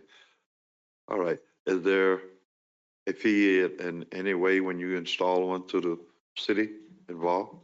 Is there a fee? Yeah. I mean, it depends on if we're able to, we get charging stations for under $1,000. So there's not a huge cost. And a lot of times we're getting them for about 600. So we just need a standard level 2 charger. They're not restricted where you need a card or anything. It's just something that you would put for your own use. So anybody theoretically could go up and use it. There's other options that are a lot more expensive that are restricted that you need to put a credit card in or something, but typically we'll provide that. And again, it would either be a credit to the city if we're using a city parking space and electrical, and then we provide the station, but we usually give that as a credit to The the one bill. that you would install would be compatible to the ones that we have as a city and Yeah, it's a standard level 2 charger. charging other cars that Sure. are normal. Yep. Okay. All right. Thank you. Thank you. So there's a couple, well, it's more than a couple of items that our staff needs direction on. Well, big picture, we need to give them direction to negotiate. But what are the parameters by which they will negotiate an agreement that they'll bring back to us next meeting? So I heard 9 items from Mr. Tack. I'm going to go through that list and I need feedback from all of you. And I'll just do them in any order. Perhaps the easiest one is on-demand versus fixed routes. And Mr. Tack, feel free to chime in at any point. What's been presented is a on-demand program, but should there be events, then we would organize fixed routes for pickup and drop-offs, right? And my understanding from legal is that you've checked from the piggybacking agreement that is indeed within the scope. Is that correct? Yeah, the piggybacking agreement has both on-demand and fixed route services included, so we could work with. So, for it. yep. So do we have consensus from the board that this is the plan moving forward? Okay. All right. That's 1 out of 9. Boundaries. If I'm not mistaken, we already had a majority when it comes to extending the boundary to Woolbright. Is that right? Who were the, it was Yes. you, Yes, maybe, her, and three of us? yes, south of Woolbright. How The- far south could we? On the map, it says phase 1 versus phase 2. I think what you're referring to is probably phase 2. Yeah, that's what I was saying, Commissioner. Yeah, phase 2 to, I think that goes down to 23rd. So Yep. our phase 1 of this pilot program will be extended further down. Down to 23rd. And that includes One Boynton, all of those plazas there. Just want to make sure. If What's all the way down at the very end? I just want to that's make sure. 23rd, that's where the Taco Bell is. Okay. And what's the Tuscany name? is the- Tuscany. Tuscany. Walmart? Yeah. Tuscany, no, Walmart is on Gulf Walmart's Stream. a little further. Oh, okay. Mhm.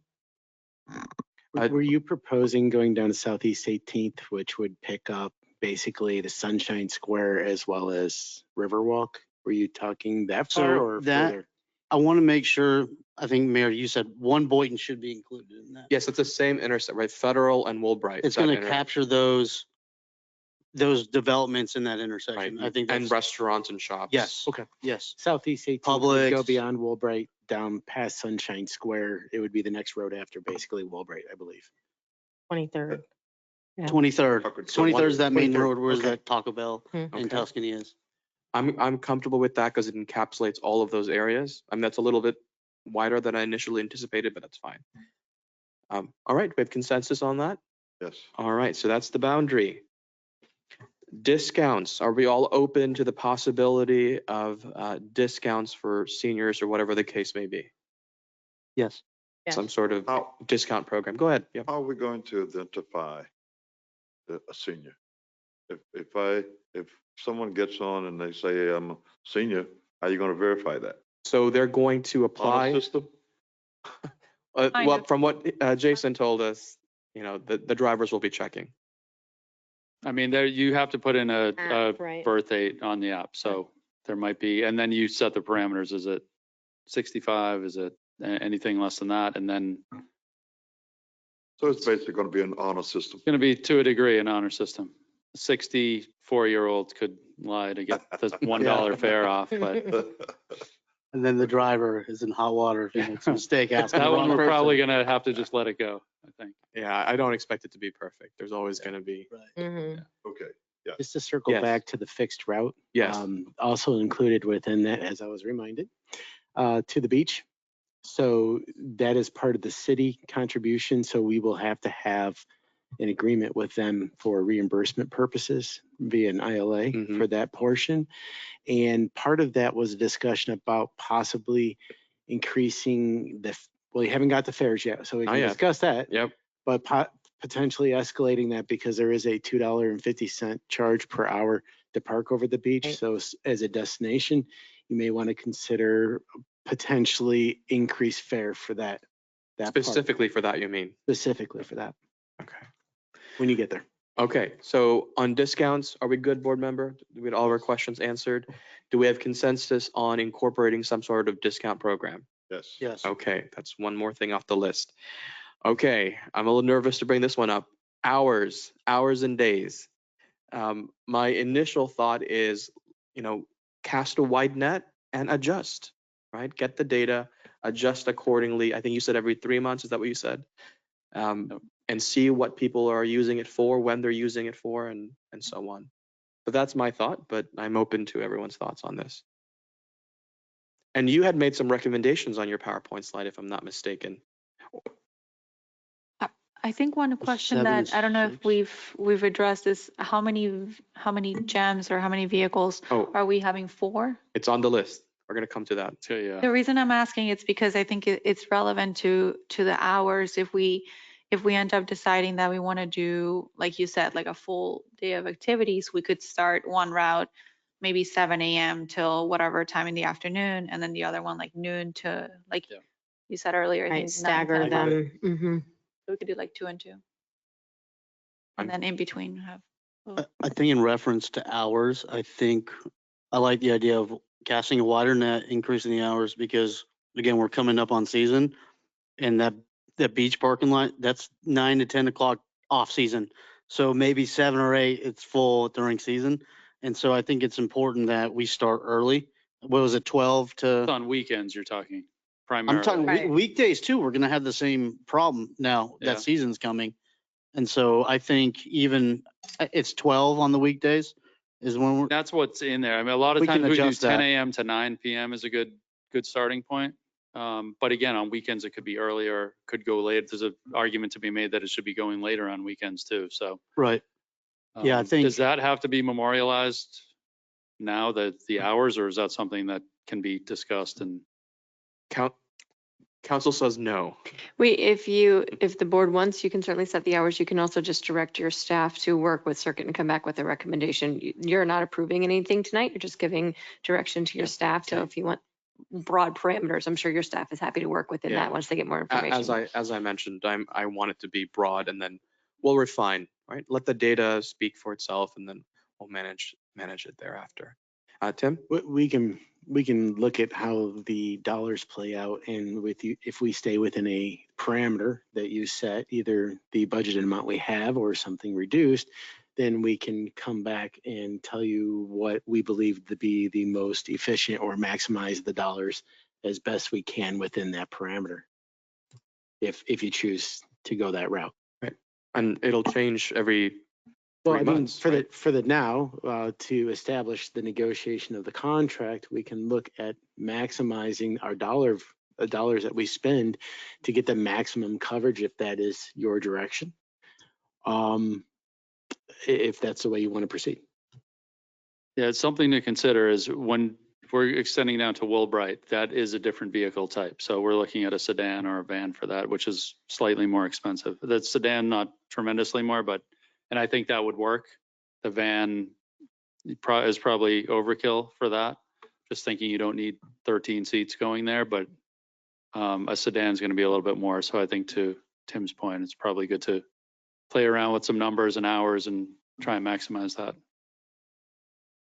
And so when we talk about different vehicle types, I mean, it definitely costs more money to have the sedan because, I mean, I haven't really seen many sedans in West Palm Beach. I've really seen the gems. Yep. So now we're getting a more expensive vehicle than other municipalities have, which in turn is going to increase our costs. You know, do we want to look into having different levels of, of fees depending on the vehicle that's You can do being that too, utilized? yeah. We do have some Teslas in West Palm Beach, and it doesn't have to be a Tesla. We could do a Kia Niro, or we've used other EV sedans that are not that much more. I mean, we're talking maybe under $1,000 addition per month per vehicle. So it's not a tremendous cost increase, but for those further trips, you could charge a little bit more of a premium and do that zone for one Boynton could be higher if you're coming from downtown than if you're just staying within the downtown. So we can set all those parameters on the back end of the app. And I think what we started today in Palm Beach is now $4 for the first rider, $1 each additional. So in a group, was implemented this morning to get, again, the island is not contributing to the program. It's the city, the CRA, Brightline. So they were tired of funding those trips to the beach. And that was the point of drawing the line in the sand. Like, if you want to go there, we'll take you, but hopefully the city or the town comes on board and says, all right, we can fund it now, but if not, it's on the end user. All right, so we need some direction on hours. I'm comfortable with letting staff work with the company to narrow down those hours, assuming that we give them later today direction on costs so they can maximize efficiency financially. All right? We can give some examples too of what we're doing in other beach focused markets of Yep, bring what it back. hours are working and then what the ridership is on each of those hours. Probably use All right. that as a good starting point. Yeah. All right, any objections to that? Nope. Okay, so we're gonna move down the list. Contract duration. Okay, should we set this out for 1 year, half a year? This is not the duration for how often they'll make adjustments. This is for the entire life of the pilot program. Tim, did you have a recommendation? Did you want to recommend a year? When or we half a year? coordinated with city staff, we thought 6 months with an option to renew for another 6 months for a full year worth of data. That way you're encapsulating both season and peak and not peak.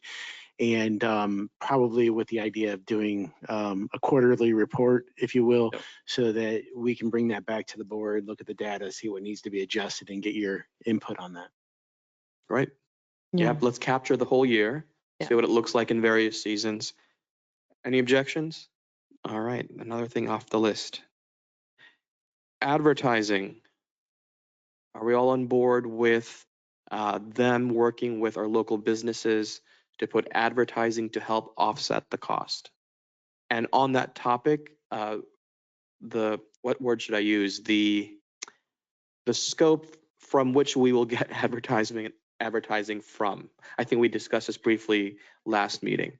I'm open to all businesses and then with preference for local, but when you're starting off, it's probably going to take some time to get it going. Any thoughts on this, guys? I agree. Okay. Broader preference for local? Okay. Yeah. All right. Vehicle makeup. So Board Member Cruz, you had started to bring this up, right? Can we talk about this in a little bit more detail? With the change to the boundary, what is your expectation for types of vehicles, number of vehicles to the beach and so on? So I think the GEMs can get to the beach. The GEMs are not the best vehicle to get to Woolbright. So I think the pricing chart is right on the screen right now. I think you could do 3 GEMs and 1 sedan. And then that sedan is focused on doing the trip south to Federal and Woolbright. And then the GEMs are focused around the downtown and to the beach. Okay, 3 GEMs, 1 sedan. Any thoughts, questions? Board Member So Hay? what type of radius are the gyms? Maybe half mile or something? No, they get about 75 miles to a charge. So they'll last a whole day, but they're restricted to roads of 35 miles an hour or less because they're Okay. low speed vehicles. I got you. Okay. Yeah. So even though a lot of the roads are 35, we know that on Federal, they're not going that speed. So it's just a safety issue to try and avoid that. No kidding. Yeah. You can go parallel roads and get there, but I think a mixed fleet has been what we're seeing. We do have that in Hollywood now. It's in the contract. We have it in West Palm Beach, and many others are looking for that flexibility to add on further extensions. Are we talking 2 gyms and a van? 3 Three GEMs GEMs and and 1 a sedan. Sedan. A sedan. Anything else from anyone on that? Okay, moving on. We've already had consensus on getting quarterly reports, but I know that your data is live, and if you could provide us with monthly data. Yeah, no, there is but monthly reports. Quarterly formal reports to the board. Even the monthly ones are sent out every month by the 5th. That's a Okay. full report. We'll do a more in-depth quarterly analysis that was more of a time to sit down together and really review. But we do those regularly with all of our municipality partners. Great. Okay. And the last one, if I'm not mistaken, and this is probably the one we'll talk about the most, fee structure and how that might vary with the vehicle type, with time of day, to the beach, not to the beach, Yep. in the district, out of all of those things. Thoughts? So when it comes to the beach, I know, Tim, you had already brought this up, so that we can start there. Did you guys had a feeling for which direction we should go in? Should we maybe make it $5 if it's for the beach and they're there for the whole day? Or, well, anyway, some other variation besides $2. I was thinking about 50 cents. $2. The issue is I know we're going to be giving discounts and we have the other, the sedan vehicle. So Well, maybe we can do no discounts on the weekend or something. Senior discounts during the week when they need to go to the grocery store. But on the weekends when we're looking to really.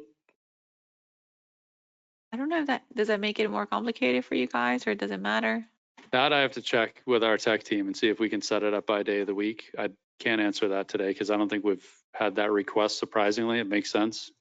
But I'd have to check on that and let you know. All right. Well, hearing that, I mean, it sounds like you just have to come back to us, bring it to staff, what some options are. Yep. But could we at least determine a baseline, what that fee will be? I think we had discussed $2, if I remember correctly, just so people don't, take advantage of this and cancel all the time. But then What are- for distances that are maybe larger, as we said, maybe going down, you said that depending on distance, we could look into. We could, yeah. And different- so are you saying $2 across the board for all rides? So that was the initial thought, right? Yeah, But yep. I'm open. It's fluid right now. Yeah, I think so. Again, with the zones, we can do across the board is $2. You can do $2 plus $1 for each additional, and you can cap it too. So you could say not to exceed 5 for a family of 5, really. So there's all those options out there. I think going to the beach, if you want to, I don't want to say deter that trip, but there needs to be a premium on it for, you're avoiding having to drive there and pay an expensive rate to park. That could be a more premium rate to do that, or down to Wilbrite as well. But No, I agree. I'm comfortable with a more premium rate to the beach. Because if it's $2.50 an hour, if they paid anything more than that, I mean, well, how much is it? I think it's 350. I think $3.50? It's 250. No, it did get raised, but Whatever the number it was is. proposed to be 350, but it went down to 250. Okay. It's 250. We looked it up today. 250. Okay. The point being is, they're still going to see significant savings Yeah. by taking this route instead of parking there, right? 250 is already just 1 hour parking there. So with a premium price, they could be there for 3, 4, 5 hours. So that'd still be saving. So I'm comfortable with, I don't know what the exact number needs to be, but that's something staff can explore with them. And Certainly we could take a look when we start looking at these numbers and see if there are options. Maybe it's $1 within the district and maybe it's $2 outside of the district to the beach, and we can run those numbers Yep. to see what they look like. And when we come back with a negotiated rate, we can have a better understanding of where that fare may need to sit. But just the idea that you guys want to establish a fare for the purposes of coming back with a negotiated contract is what we're really looking at. I don't know if you have to determine an actual rate today. But So in certainly when we concept. start looking at the numbers, we can go, hey, wait a minute, Yeah. we're not going to make our budget if we're looking at this type of rate. So we would come back and have that conversation. all right, so do we have consensus in concept to applying a fee? How do those numbers compare to our current Palm Train, is it? I believe, and I'm not 100% on this, I think you're paying about $2 a fare on Palm Train. That's right. So if you're paying $1, it's half the rate and potentially half the time. Not waiting for a bus. That would be, I think, appealing to most riders.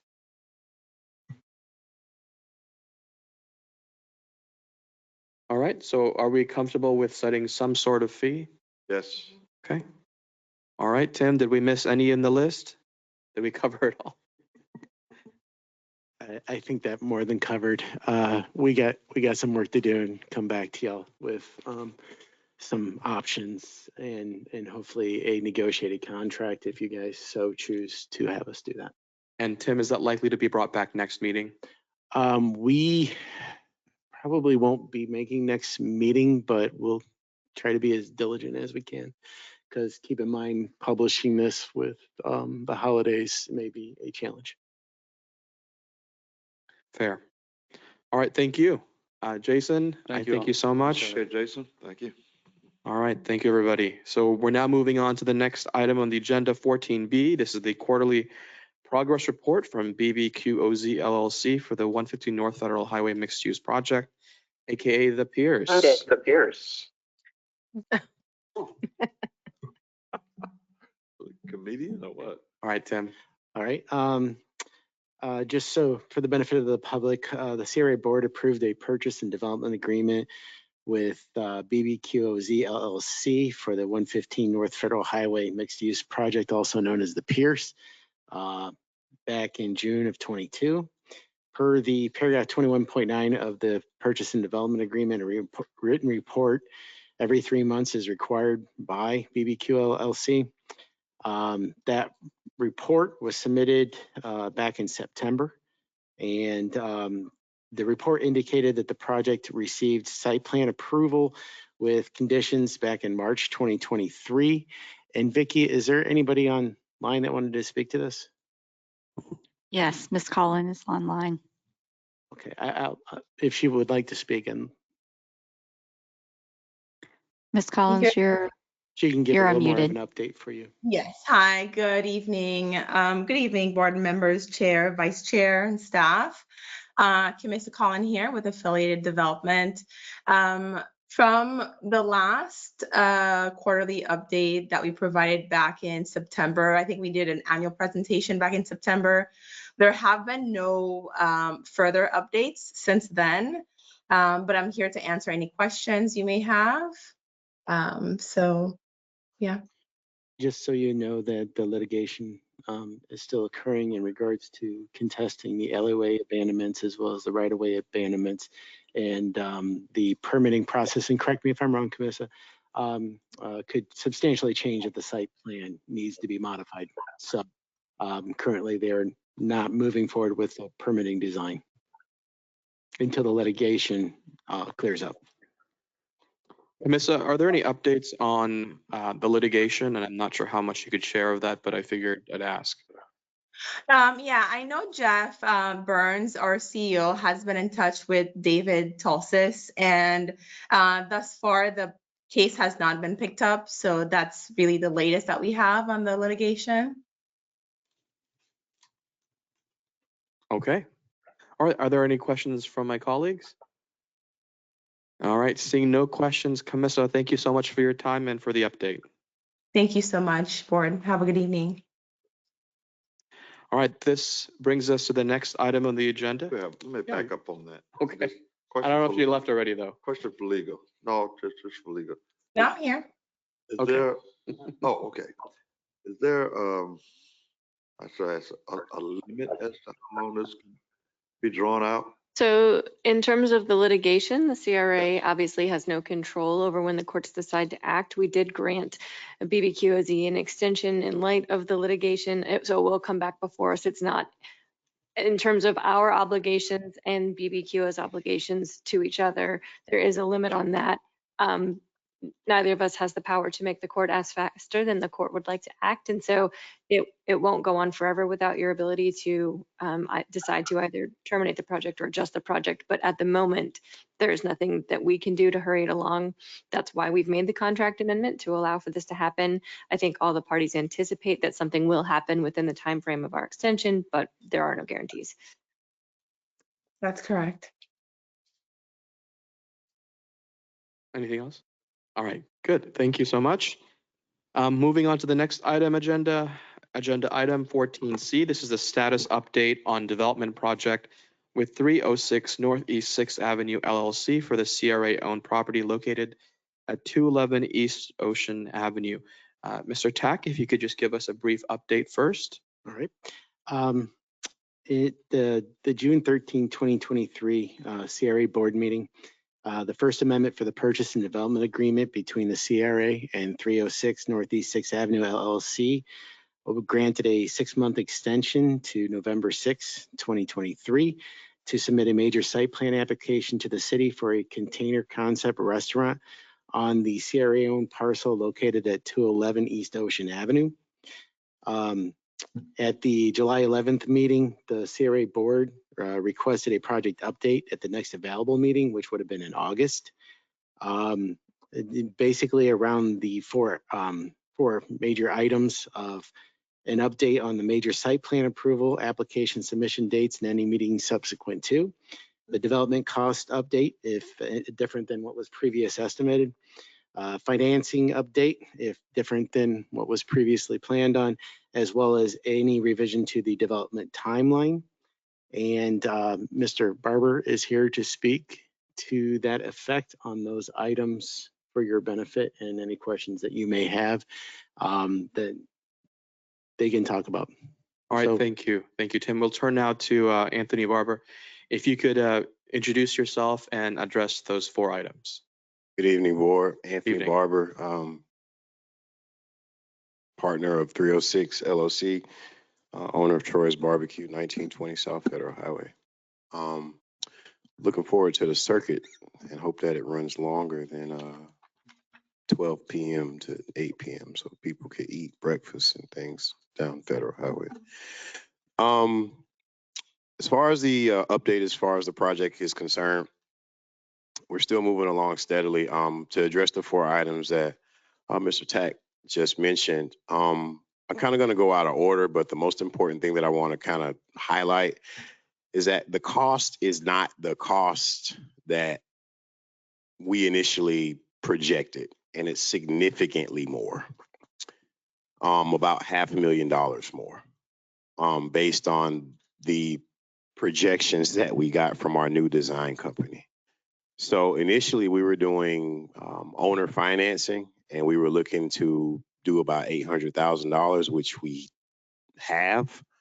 But now this cost is looking like it's going to be about 1.2 to do the entire project. So we've sought financing from a couple of different places, and those rates currently are not very favorable.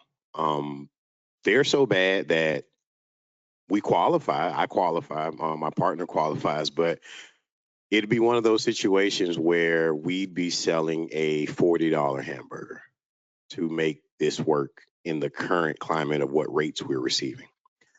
So with our design team, we've kind of looked at a couple of different options to try to get it $200,000 cheaper, which is kind of like in the ballpark to where we might be able to still do owner financing. But even that still is less than what we wanted to do on the site.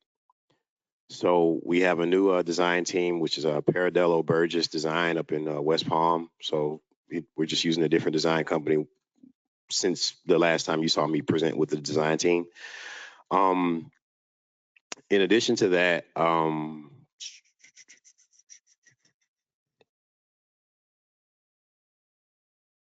one other thing is that as far as the timeline update, I got it. I took my notes here. I'm missing something. Oh, once we hired a new design team, we invested an additional $60,000 into this design company to prepare whatever we needed to prepare. However, I was seeking some direction from someone that I didn't realize I couldn't seek direction from, because they were unable to actually give me direction because they're no longer employed with the CRA. So I had made a couple inquiries, and I was trying to figure out why, and I didn't discover that they were no longer on staff, so to speak, until I was driving out of town to do a huge catering event in Tallahassee, where they called me just to say, hey, I don't know if you tried to call me, but I'm no longer on staff, so to speak. So, seek Tim for your advice and seek out any other staff on with the CRA to get the information that you may need. So that's kind of where kind of got a little muddy there with not knowing which way to quite go with a specific question. That specific question being, if we haven't gotten financing, do we need to wait until we get financing or approve financing? Because the project is not what we thought it could be based on the cost at this point. So what that means is that, can we do the project? Yes. Do we need some more time to find additional financing? Yes. Have we met with with additional finance companies? Yes. We have 3 other people on board who are providing more favorable rates, but we need some more time to finish that out. As it stands right now, we just be throwing a dart at a board and going through site plan approval and going through all this, and we don't have the money secured to finish the project. So it's a waste of everyone's time. So I'm here to provide the update and to ask for an extension so that we can secure financing and providing an update within 30 days of whether or not we secure financing or not. So that way the CRA can then effectively decide if they want to terminate the project or not, or terminate the contract with me or not.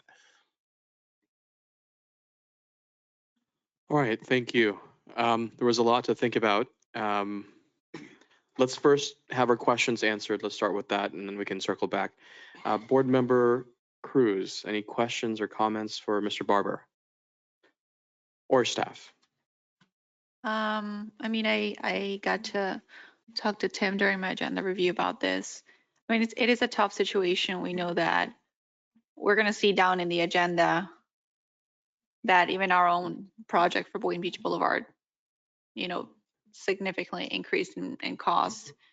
We know that, you know, rates are not ideal right now. So I do empathize and I understand, although it is challenging for the board to continue to not see movement on that. Respectfully. Yep.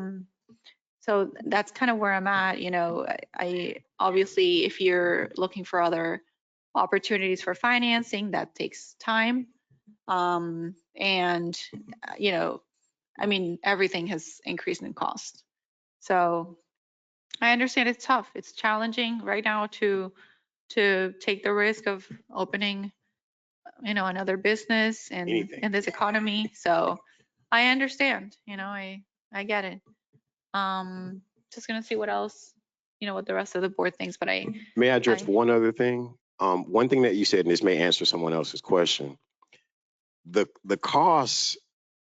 first costs were an estimated cost. So I don't know who is or is not familiar, but the property value at the time when we first started this, and I think 2021 or two, we were looking at the value. Property value was about $800,000. So the as the contract reads, you invest 800, so on and so forth. Even at 800, we haven't touched the house. So that's 800 in the ground and everything around the house. So initially we were looking at trying to do it in phases, but it's kind of like having 2 grand openings, and that's not smart. So in order to even make the house safe, sustainable, it's about another 650,000. I said 500, but it's really a lot of money. So many people want to tear the house down and knock it over, and we're adamant that we don't want to do that, but that's kind of where we are with where we are. And we've been seeking financing or additional options for more than just for quite a while. Once we knew where we were going to be, it's just that we haven't been receiving favorable rates. The rates that we're getting, one financer actually said, maybe you wait until after the election to come back. And I didn't think that was he was just honest, you know. Any other questions, board member? no further questions. Thank you. All right, Vice Chair. Anthony, thanks for the clarification on everything. It's not your fault. Interest rates are where they're at. Construction costs are up. Inflation. I think the bank that told you to wait after the election, actually not bad advice. Not bad advice. I hear lenders telling clients that all the time.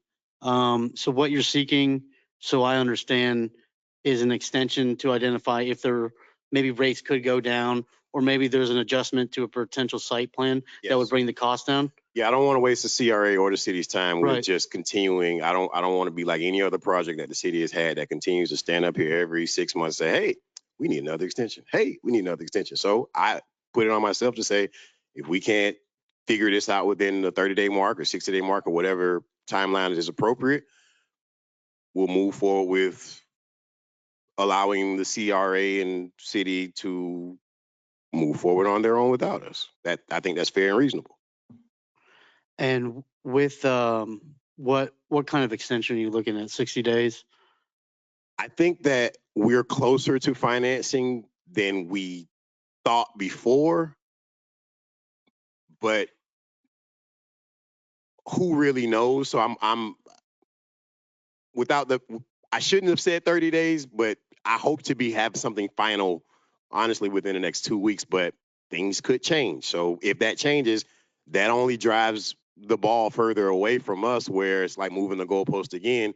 And then I have to sit up here and beg for more time. So. Right. Yeah, I think given the holidays and everything, I'd be okay with 60 days. Just because if we give you 30 and something gets pushed back, you're gonna come back here and ask for another extension, just like you said. So my position is I'm okay to extend another 60 days. And I really admire you just being extremely transparent and not wanting to waste anyone's time. This is just a situation with unforeseen circumstances that are market driven, and that's no one's fault. And so that's my position. I'll see what my colleagues think. Absolutely. If you want to respond. The history of the project, well, history of the site says that every attempted development has kind of gone awry for the same exact reason, which is the cost of rehabbing the house is almost cost prohibitive. However, I have a partner on this that loves to rehab homes and loves to rehab properties. So he's not quite ready to push a bulldozer into it. Whereas when he and I had a private conversation, I said, let's just knock it over. They said we could knock it over. And he said, then the property is not as valuable anymore. Mm-hmm. So we're going to save the house. Okay. All right. Thank you, Vice Chair. Board Member Hay. Anthony, at least I especially want this project to work from the very beginning. I was hoping that you would give some type of definitive answers to those four items that were brought up. And as Vice Chair was just saying, I understand, and things are going up, costs are going up, and everything. But I still don't feel comfortable with the finance piece of it. You say you have someone that you're talking with that may come up with what you're looking for another 400,000 to make it go from 800,000 to 1.2. I don't.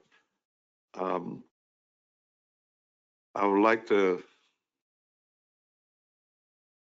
Okay, I'll tell you what I'll do. I'll back off of these questions and I'll go along with the 60-day extension for you to come back here and convince me that this is going to move forward, understanding that things could go south just as well as it's going north.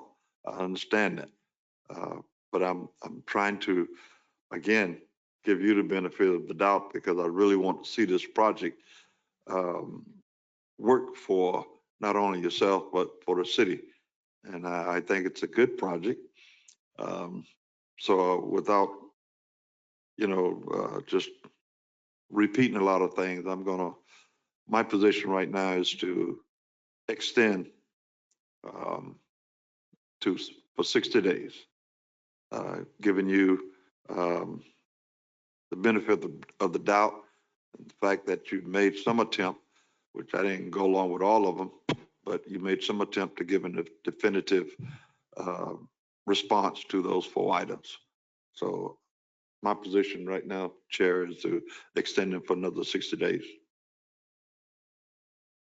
Thank you, Commissioner. As it stands right now, without having put one hole in the earth over there to dig, we're already into the project about $130,000. So it's not like we sitting on our hands, just to be transparent.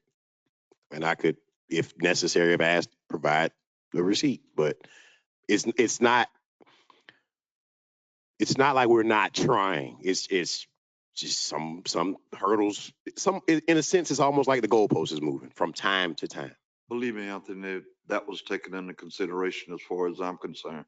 I know that you have put forth monies to into that project already. So that's part of my decision on the extension. Thank you. Thank you, Board Member Hay. Board Member Kelly. Thank you. Thank you, Anthony. Yeah, I do not want to see that house go anywhere. So that's not, as far as I'm concerned, sitting on this board, that's not as a non-option that house leaves that. I am a proponent of historic homes, and that's one of the biggest ones in our city, and I don't want to see that get torn down. So that's not, that's, a big thing for me. I know. So I am supportive of the extension that my colleagues have mentioned. My concerns are similar in that, I understand financing, I understand where everything is. I'm concerned that you're setting yourself up to fail by asking for only 60 days. And this is why you just hired a new designer or within a certain time frame. I'm not sure what that time frame is. What is their expectation to be able to get you an alternative potential plan that maybe could put you in a more favorable direction or a phasing direction? I'm just thinking, I want to support this. I want this to go forward. I don't want to approve 60 days and then we're in the same boat where we still don't have a plan. And I don't think you can get financing in place without having a true plan. But so that's kind of my concern is, you have to have a plan in order for a bank to finance you. And if it takes, how long is it going to take the your new designer to come up with a plan that's viable, whether that be a 2-phase plan or whatever? What's the timeline on that so that we can, have they given you kind of a idea of what they're looking at? So as it stands right now, I'm going to, the main question you're asking is, is there a plan to do it in phases? The phase plan, my partner and I disagreed with collectively. We agreed to disagree to do it in phases, not that he and I disagreed. And that was because it would be the allure of the property is that people can come and see the historic home. So having an outdoor situation ready to go and everyone walking by and going, hey, well, when can we go in there? That just didn't work out. As far as the design team, we've had the design team with us since right after the July meeting that I attended, maybe 1 or 2 weeks. It was right before my birthday, which is the end of the month, that we brought them on. The next thing is they have stated that they have everything ready. We've seen what they have as far as what's needed to do a site plan application. However, there was another payment that we needed to make to them to push this through, that we're saying we give them more money when we don't have the other side of this money. This is just burning money again. So that's where we were with that. So the bank, it's not a bank, it's a private financing avenue that we're pursuing because that's where we're going to get the best rate, not a bank.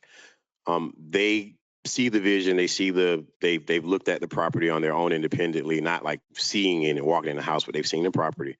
So they are able to, they feel comfortable with following through. I do appreciate your willingness to have concern for us about the 60 days.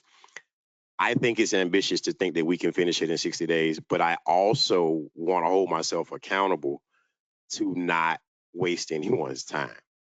That's where I am. You're absolutely right that something could happen in 60 days.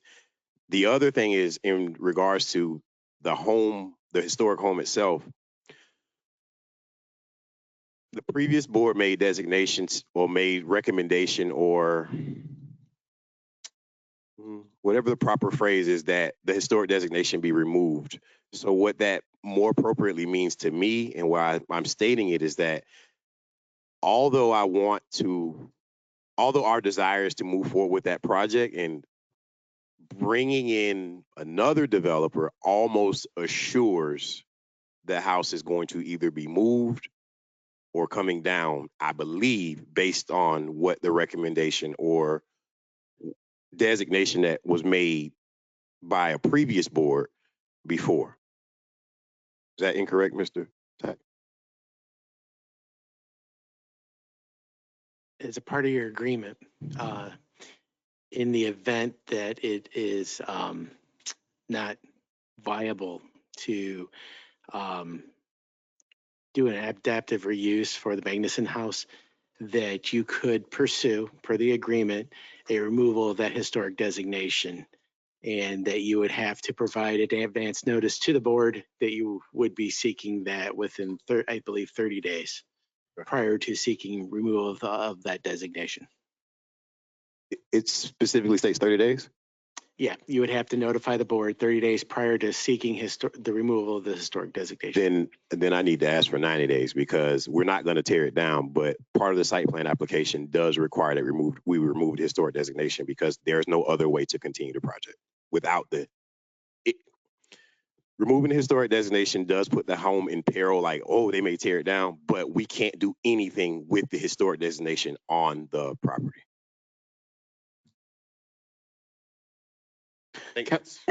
Council, it looked like you were about to chime in. Could you address this? And Sure, and I would like to seek the board's clarification on another point as well. So the removal of the historic designation is provided for in the existing agreement. It does say that they have the right to seek it. It does say that if it is removed, then the house may be demolished or moved as long as the approved project at that point furthers the CRA plan. So that is an existing part of the agreement. Whether or not it is required to move forward under the city code is slightly a separate question, but that is certainly a possibility. So I'm not sure if, let's close this out. So does that answer everyone's questions about this? So right now they are permitted to seek, it is currently classified as historic. They have the right under the contract to seek removal of that. The CRA will not unreasonably refuse to support that removal of designation so long as the alternative plan is in furtherance of the CRA redevelopment plan. Those are existing contract terms. Does anyone have any questions about that? Okay, so then my second question that I would like some clarification on from my perspective is right now the contract reads so that his designation and timeline is not based on financing, it's based on submittal of a site plan. And so what we would be doing here tonight, if I understand what you're telling me, is essentially withholding, noticing him of default on the contract for a period of 60 or 90 days to see if financing could be in place. If it comes in place at that point, we would look at adjusting the contract timelines. Alternatively, we could provide for a longer adjustment of the development timeline tonight. So for example, if we thought it would take 90 days for him to get financing and approval, and then we wanted to give an additional 90 days to get the site plan submitted, that would be a 180-day contract extension. So although we're discussing tonight, use the board, in terms of extension of the existing contract, I think what we're, to be technical, what is really being discussed is sort of withholding enforcement of the contract for a period of time to see if this is a viable project. So I want to make sure that I understand your direction and that we're all sort of discussing the same terms here. Does that, Mr. Barber, I also want to make sure that what I'm saying makes sense to you as well. Everything you said, I understand, except for my statement regarding removing the historic designation to complete or to start the project was direction that I received from city staff. That's the only thing that hasn't been stated. Okay, yes, and I certainly Because your can't speak to statement was you weren't sure if that was city code or not, as far as the historic designation needing to be removed. The nice lady down there in planning and development, Ms. Amanda, I didn't want to say it wrong. She's a nice lady though, but that's who gave me that information. Right, and so sort of regardless of whether or not it's required by code, what you have before you is an applicant telling you that they do not have a project that they can move forward with that designation. You know, again, alternatively, if this board really feels that leaving the house is mission critical, we are talking right now about a contract adjustment, and so maybe there is something that we want to allow more time or consideration in exchange for making stronger efforts to keep the house. I mean, those things are on the table. So, but again, I just want to be clear that when we're talking about a contract extension, what is in the contract is a submittal date. And I don't believe that's what we're discussing here tonight. What I've heard you all say tonight is that you would like to allow the applicant a period of time to see if financing is viable. And if that's true, then I think that we would, after making that determination, then come back and amend the contract. And for the moment, we would just be withholding enforcement. so council, there's still a few items that it's not clear to me yet.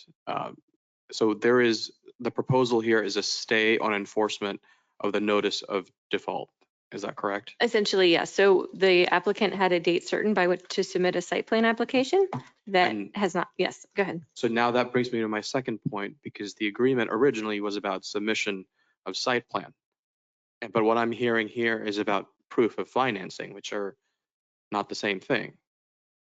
So I just want to make sure we have clarity on the board as to what it is that you're intending, because we might have to amend the agreement again to comply with that. So I feel free to chime in if you think I'm No, that's mistaken. absolutely correct. So if you provide for, if essentially if you decide to withhold enforcement for 60 days, the contract would still be out of compliance. At that point, we would need to amend the contract if the project were to move forward to allow for a timeline that has not yet passed, right? Or alternatively, if after 60 days, Mr. Barber comes back and says that, this is no longer a project that he and his partner wish to pursue, at that point, we could terminate the contract. Alternatively, what we could do is, right, the last time we extended the project, what we did was give 6 months for Mr. Barber to submit his site plan. We could take a similar action tonight, and just with the understanding that built into that, of course, he would be seeking financing during that time and then submitting the site plan. So that would be a single amendment to the contract. And we could use the same form that we did before, simply provide a 180-day extension and allow him to move forward and use that time as he sees fit. So, my preference is to see a site plan submitted. I mean, I would feel more confident that it's happening if I see a site plan. Financing is obviously important. You need that first. We could also, board chair, if you and Mr. Barber were agreeable and the board, put in a 60-day or 90-day update to show proof of financing, and then have, the site plan submitted with 180 days if that is something that is important to the board. I mean, we can modify the timeline to meet the needs of the board. Are you recommending that that be addressed in a follow-up meeting or handled all in one? What? Am I recommending that what is handled? So those are two separate actions, right? So Yes, sir. are you recommending we handle both simultaneously today? Or wait I do not have a first? policy recommendation as to whether you should terminate the contract, extend the contract, or change the contract Okay. terms. Your options are to notice the applicant in default. You can simply withhold enforcement. You may grant an extension, or you may grant an extension and add additional conditions if you want. For example, reporting back in 90 days about the status of financing. And if it's not secured, terminating the contract at that point. So we're in a period of time where the contract is in default, and so we have the ability to move forward as the board and sees fit. If we do so with the agreement of Mr. Barber, those are some of the options that sound to me like what it is that he is asking you for tonight. Okay, and let me ask just one more question so I understand the legality of this. If he is in default, what is the duration of the cure period? Because that in itself is additional time. What Right, is that? so under the contract, I would need board direction to issue a notice of default. At that point, Mr. Barber would have 15 days to cure, at which point the parties would have no obligation to each other. And then after 30 days, the contract would terminate. So essentially 30 days, really, from notice of default to termination of contract. Okay, so that's a built-in 30 days right there. Okay, okay. Did I understand that correctly? Yes, that's correct. Okay. Yeah. All right, questions from my colleagues, Vice Chair? Yeah, I think what Mr. Barber was saying was, we're waiting on this last step for the site plan, and there's another payment to be made to the new designer. And I think the applicant is waiting to see if we're going to get that private financing, because if not, then they're going down and they're paying a designer they're not going to use later down the road. So like, for me, I understand we're talking about site plan, but for the applicant, we're in, I mean, would you say over $100,000 already? So you're going to be burning more money. You could potentially burn more money. And so for me, it's not, I understand we haven't got the site plan, but in order to redesign everything to make this work with the private financing, for what I'm understanding, is you need a little bit more time in order to do that.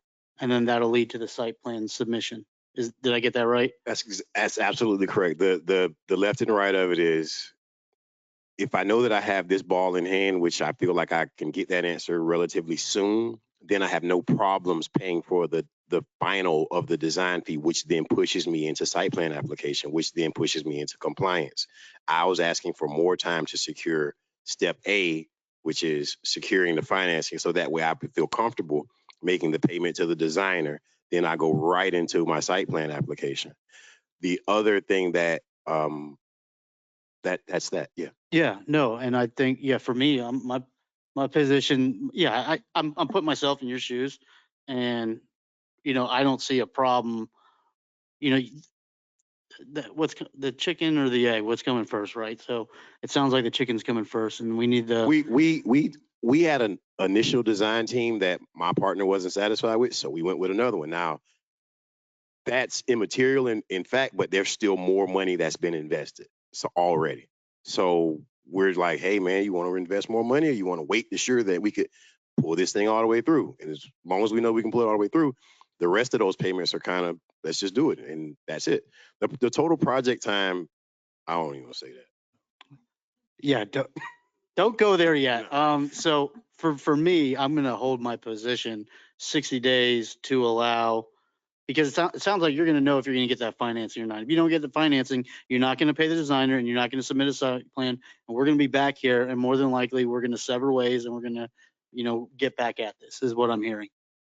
Okay.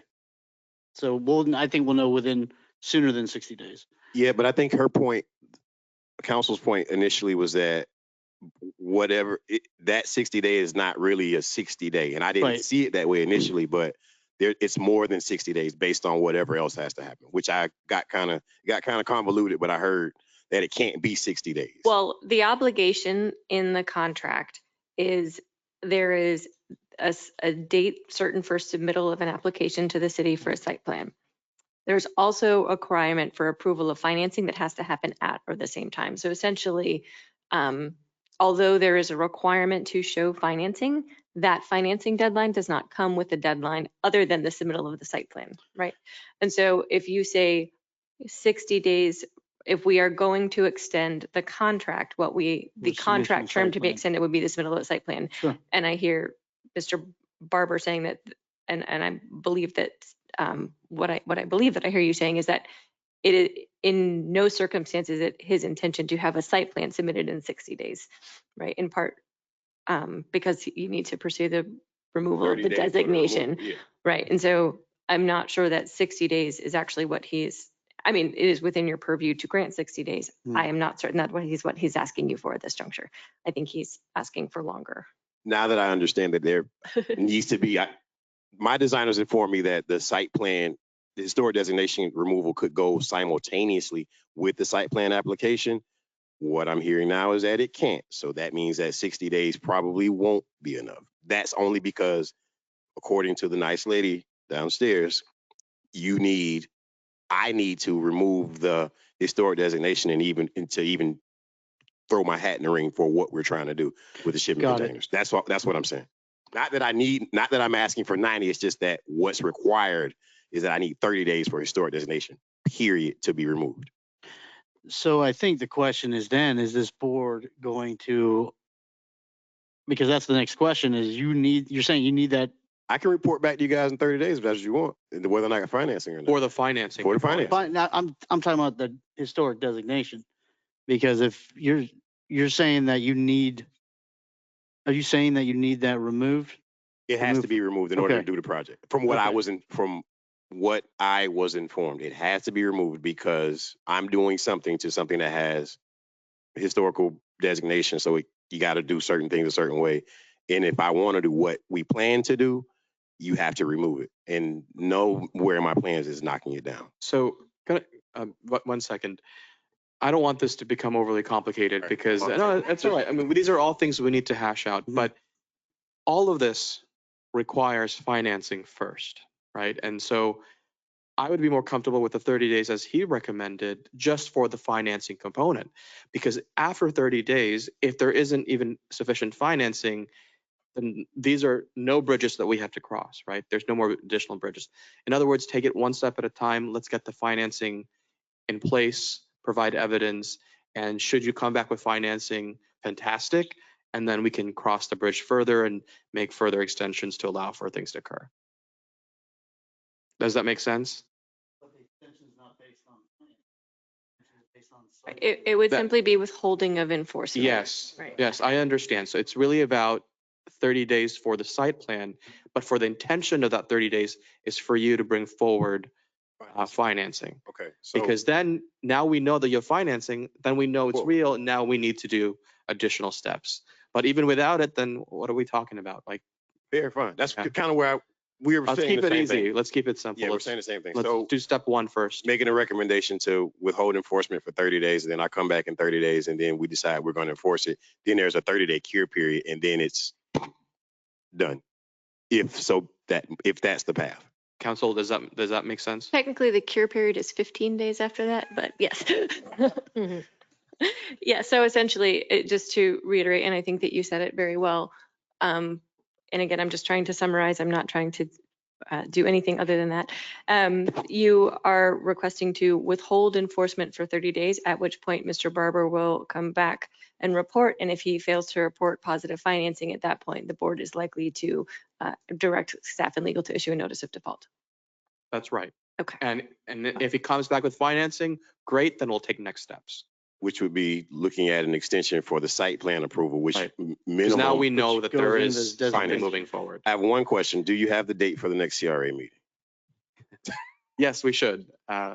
Staff can pull it up. And could we specify what exactly is the evidence for financing? Is it a letter from a bank? What is that exactly? So the contract provides it has to be in a form acceptable to seller, which is the CRA, in an amount sufficient to develop the project. It must be a permitting financing commitment that is either signed by an authorized signatory of an accredited financial institution. There are some other criteria there, or that the entity providing the permanent financial commitment has the financial ability to fund the project, which must be in a form acceptable to seller. In other words, the contract does not it sounds like Mr. Barber and his partner are not using a typical accredited financial institution. So in that case, he just has to provide proof of financing that is sufficient to the CRA to accept. And at that point, you would probably lean on your staff to determine whether, the appropriate type of document. And we've done a variety of things in the past that we as staff and legal would look over and make a recommendation as to whether we thought that that was an appropriate level of financing or not. Yes, Board Question Member for Hay. Mr. Barber. With just what has been stated by legal, do you feel that in 30 days that you can provide the information for finances that is requested? Yes, previously what was required was a bank statement. So if we're looking for proof of funds, then yes, Realizing that if you don't, I'm done. then, The goose is cooked. okay, just for the record. Okay, Just to be fair, the Yes. next board meeting is December 12th, which means our print for publishing the agenda is December 5th, which means he would have to have everything in place. So I'm just So saying that's- 30 days is that- going to be a very difficult, it's not 30 days to him. that's, So that's it the would point. probably be more like January, which That's would fine. be Right, more in line That's with. fine. I just wanted to 60 tackle this one days. step at a time. Okay. But I just, that's it a would be good very point. difficult for him to turn around. Thank you. Yeah. So the January board meeting. January board meeting. Which is, Yeah, well, once, To be determined with a future agenda item. Specifically, we have a agenda item to discuss future yeah. meetings. be We- careful what you commit to.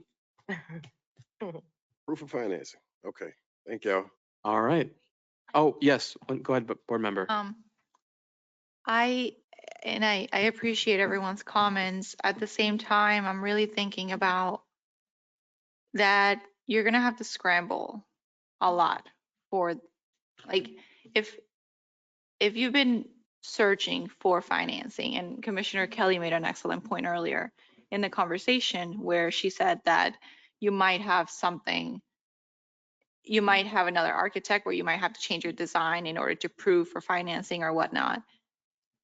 I don't know how the board feels, but I would, like to request a 6-month extension so that we can give you a 6-month timeframe, which would be 180 days max, to be able to provide financing and to be able to provide that other architectural design that you need to have before you can get financing, so that we can give you enough time frame to be able to not be scrambling to get this done. And that would be kind of like a final thing where if it doesn't happen, it doesn't happen. It just, I fear that you're going to commit to 30 days and it's just not going to work. And this is a big project that we're talking about. And I know this has been in the works even before I was elected. So it just fears me to put at risk a local business owner in a position where you might not make it.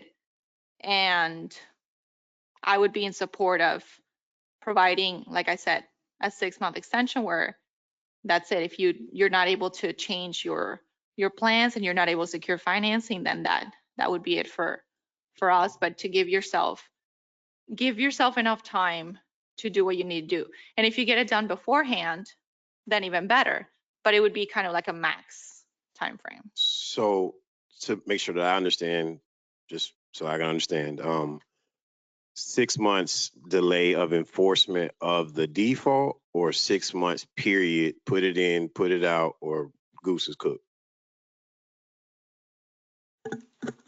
I think what I hear you saying is rather than just withholding enforcement, you would recommend a 6-month extension of the current contract deadlines. At 6 months from now, essentially, he would have to put in a site plan. No. I'm saying in regard to enforcement. So we don't enforce default, and it could be less than 60 days. I mean, sorry, we're talking 60 days. It could be less than the 6-month period. But I'm thinking right now, like, as we know, the holidays are coming. Financing right now is very tough for everybody. And I don't know if this is the best time to secure that 30-day financing. If it is, I mean, feel free to agree to it. I'm trying to find a way to make it more feasible so that your risk is slightly diminished. And then if you are able to secure it in a shorter time frame, then you can come back to the board and have that discussion. I just think there's a lot of risk. And I think you're right. I think that my position initially was just that I didn't want anyone to feel like I was trying to waste their time or pull them along. I think everything you're saying is fair and reasonable, and my integrity just doesn't lend to the idea that I want to just suck up more time. 6 months is probably perfect, to be honest with you. However, I don't want to waste anybody's time. So that's why I made the initial statement of, I know that we're close to that, but it is holiday season. He could hurt his leg on a ski mountain or something. Who knows? But that's the nature of the beast. So it's in your hands, but you clearly have seen enough of these up to now, over and over and over again, to make a determination of what may or may not happen. I'm kind of, in a sense, like hat in hand in a way, but I know that I don't want to waste anybody's time. So, but that project is something that's kind of the next big thing for my brand, so to speak. Not bailing on it. All right, thank you. Yeah, I definitely admire the sentiment from my colleague, and it sounds like you're going through private financing options. We're not going through a private lender, so it has nothing to do with the banks or lending. You're going through a private financier, and you said earlier, you said you're gonna know within 2 weeks or so. 2 to 3 weeks, I should have Yeah, a solid, and I'm going to do this or I'm not going to be able to do it. And so I 100% agree with what my colleague's saying. However, what I don't want to happen is we get there and you're like, hey, we're not going to do this. We're out. And we have to wait 6 months to then terminate, or could he come back and then we get the ball rolling? Because what I don't want to have happen is this doesn't go through and then we're just in a 3-month lull period where we're not taking action. Not that I don't think it's going to be done. I just, I want to make, and if 6 months is what you're going to ask for, I'm going to give that to you. You know what I mean? But I think you hit it right on the head. Accountability is important. And so I want to make sure that there's accountability there, because this is the second extension. There's another project that I just heard, where they have a checkpoint. We just, What's checkpoint? I think he means BBQOZ, the quarterly report. Okay. Where you Progress check report. in, yeah, I'm, like a progress report. So, yeah, so my intention is I don't want to give too much time. And then you're just like, you come back in 2 weeks, 3 weeks for the next CRA meeting, you're like, hey, we're out. We're not doing this. We can't get the financing. Doesn't sound like that's the case. Nope. And then there's this period of time that we're not able to make adjustments because we're still locked into a contract, or maybe we are. So that's my intention. So I just don't want to, if this doesn't move forward, I don't want to be tied to wasting time. I want to be able to put this back out, take action, because this is an important project. It's on Ocean Avenue. But I have a good feeling that we're going to make this work. And so I think, after the holidays, if we need to come back, we can come back. Is kind of where I'm at, because you're going through private finance. Yep. Okay. Vice Chair, just to be clear, your intention is to, you said after the holidays, to stick with the January meeting? Okay, and this is for evidence of financing, is that right? I just want to make sure we're clear in the intent. Yes, because it sounds like we'll find out if we're getting financing in 2 weeks, 3 weeks, maybe. Right. And so that's way below what we're we're proposed to allow today. Board Member Hay, I know you've been waiting patiently. Yes. The more we talk about this, okay, the more uncomfortable I get. That's why I asked you specifically, did you feel you could get that information? I'm going by your word, what you tell me, okay? I have no problem with the January 9th. Is that what we're talking about? Around that. For the financing? Okay, but I do feel that if it doesn't happen, then, okay, the finance piece of it, then we terminate, okay? Sure. Again, going back to your own words, you don't want to waste anybody's time, and we don't want to waste your time. Right. Okay? But yeah, I don't want you to be wishy-washy. Say what you mean and mean what you say. Okay? If you feel that you can get an answer in the next 30 days, hallelujah, be at it. Right. But because we want this to be a success for you and the city of Boynton, we're going to, at this point, my position, and then I'm done with it, until January the 9th, when you come back and tell us, hey, you have it. Or if you get it before then, you can communicate that. Okay. Okay? But after January the 9th, if it's not in place, then you know what the next step is. Which is cool. Amen? Okay, I'm sorry. That's just the Reverend coming up. I apologize. Okay, thank you. Can I Sorry. just quickly piggyback on that? And I'll make sure we'll go around one final time. But as part of the condition, I would prefer to know that it's financing specifically for this project. I just don't want you to show a bank statement. Fair. And I have no idea what that money's for, or if it's split up with other businesses. I don't know. For this What project. legal standard? Yeah. Right. Yeah. That's what our contract requires, right? Right. I just want to make sure I state that. Anyway, so let's go back.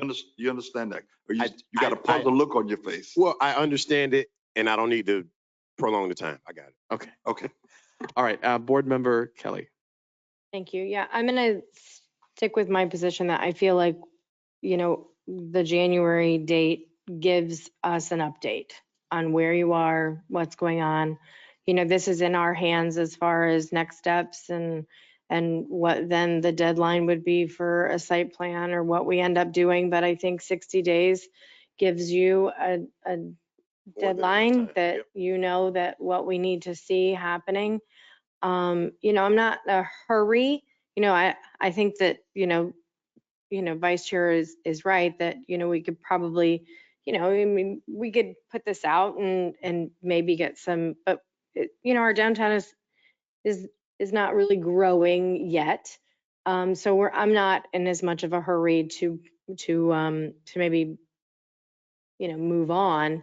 so to speak, but without knowing that, this one next step isn't in place and we're not making progress. I feel like we've had this kind of this similar conversation before, and we need to make some forward progress and know that what what we all really want to happen is really going to happen. So I'm going to stick with the January date as well, because I think that gives us a deadline of and something to look forward to as far as an update on where we're going. So we're kind of looking at a progress update for January 9th to show that I provide proof of finance. Mm-hmm. Cool.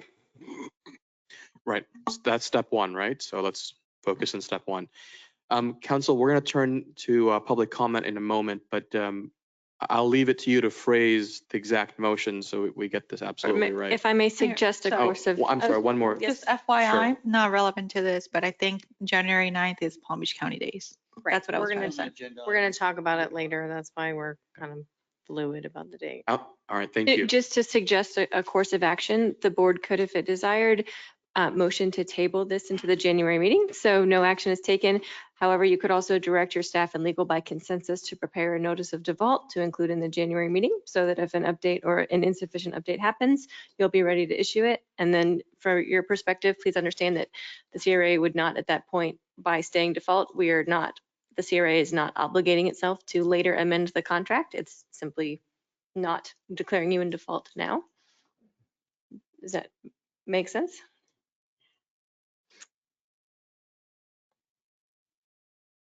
In other words, right now, the enforcement would be stayed until January if the board tables.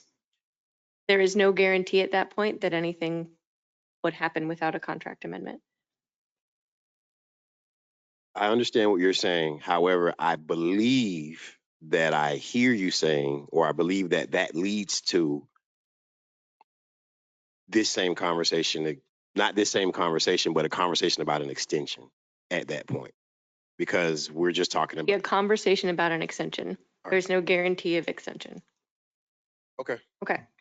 So if we so my suggestion to the board, based on what you're telling me, would be to table until January and direct staff and legal by consensus to prepare a notice of default to be available for the January meeting, with the understanding that Mr. Barber is also going to appear at the January meeting to discuss the status of financing. And from there, the board can take the action that it wants in January.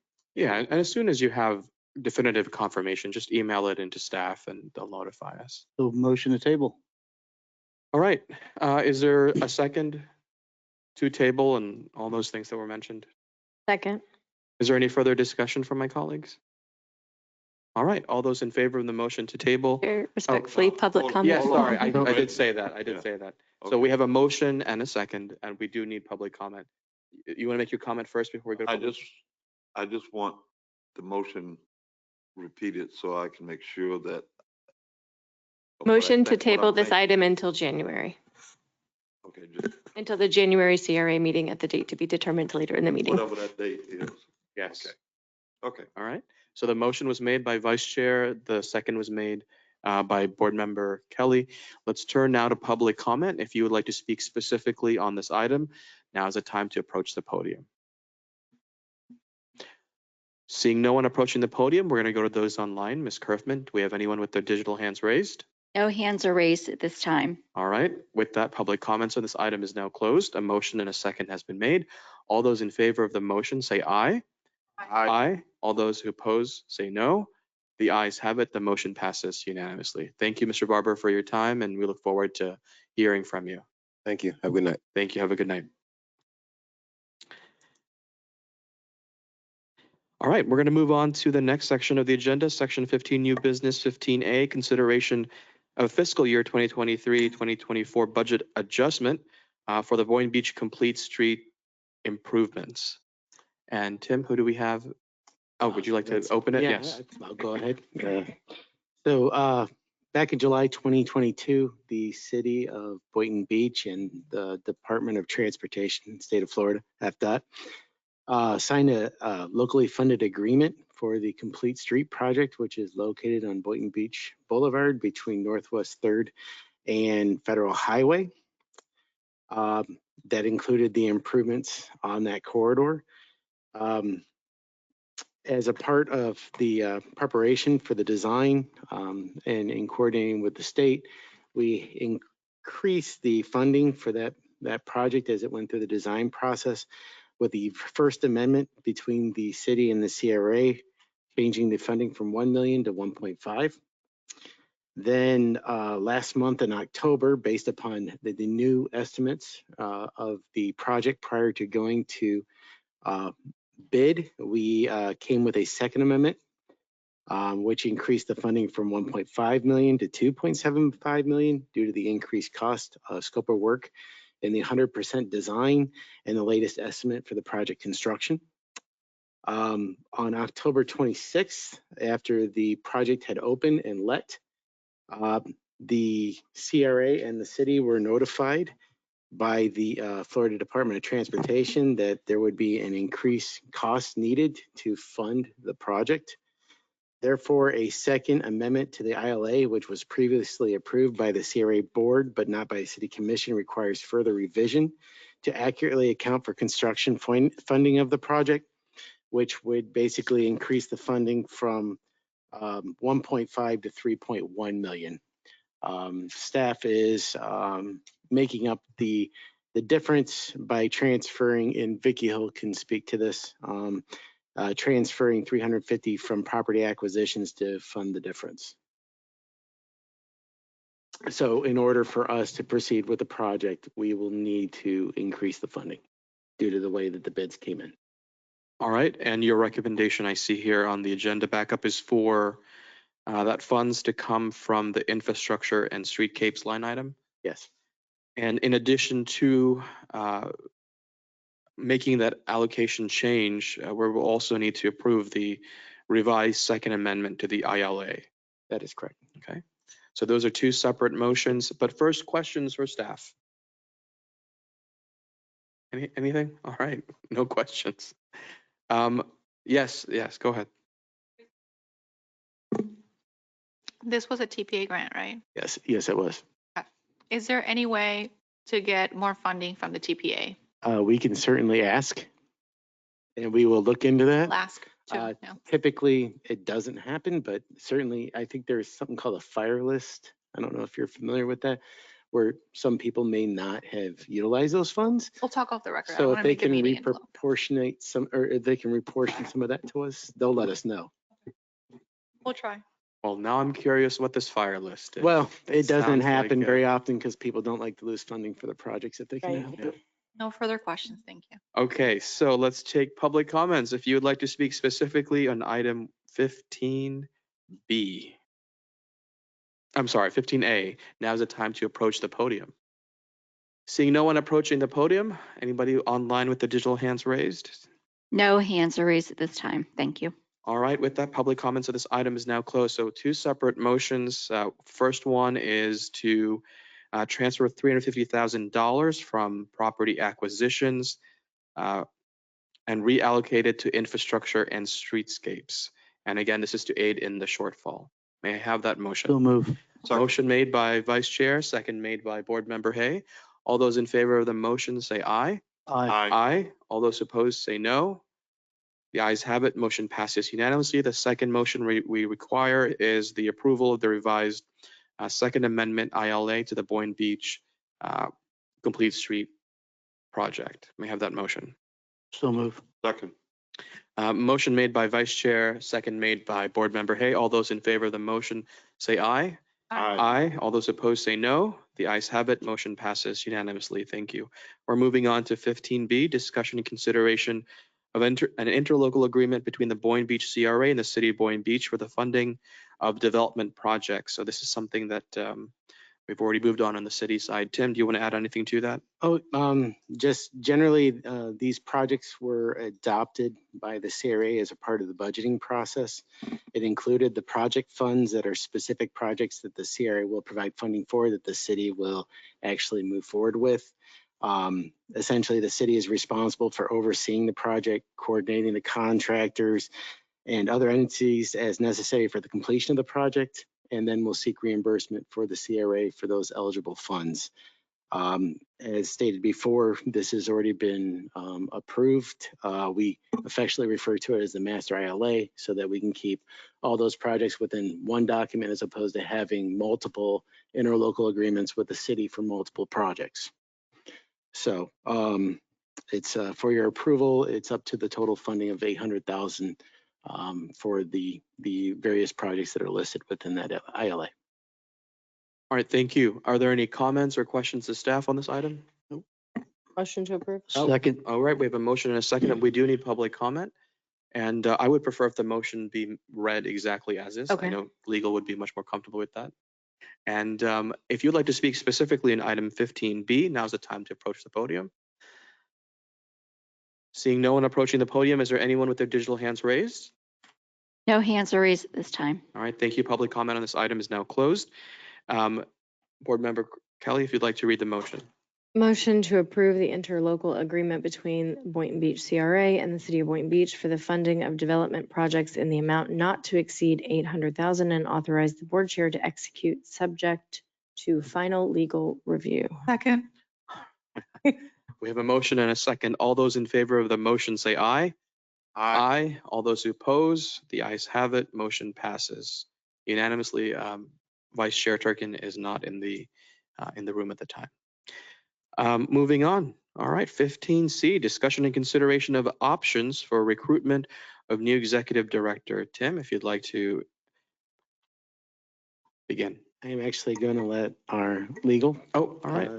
present this item. Great, great.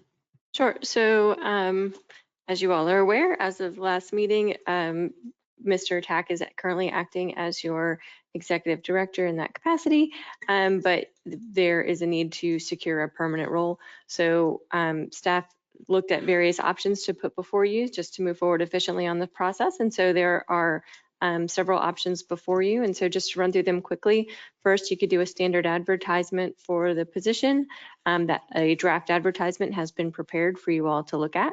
The second option would be to release, and there are other options, but these are the four that are being recommended, would be to release a request for proposal seeking essentially a headhunting firm that specializes in executive recruitment.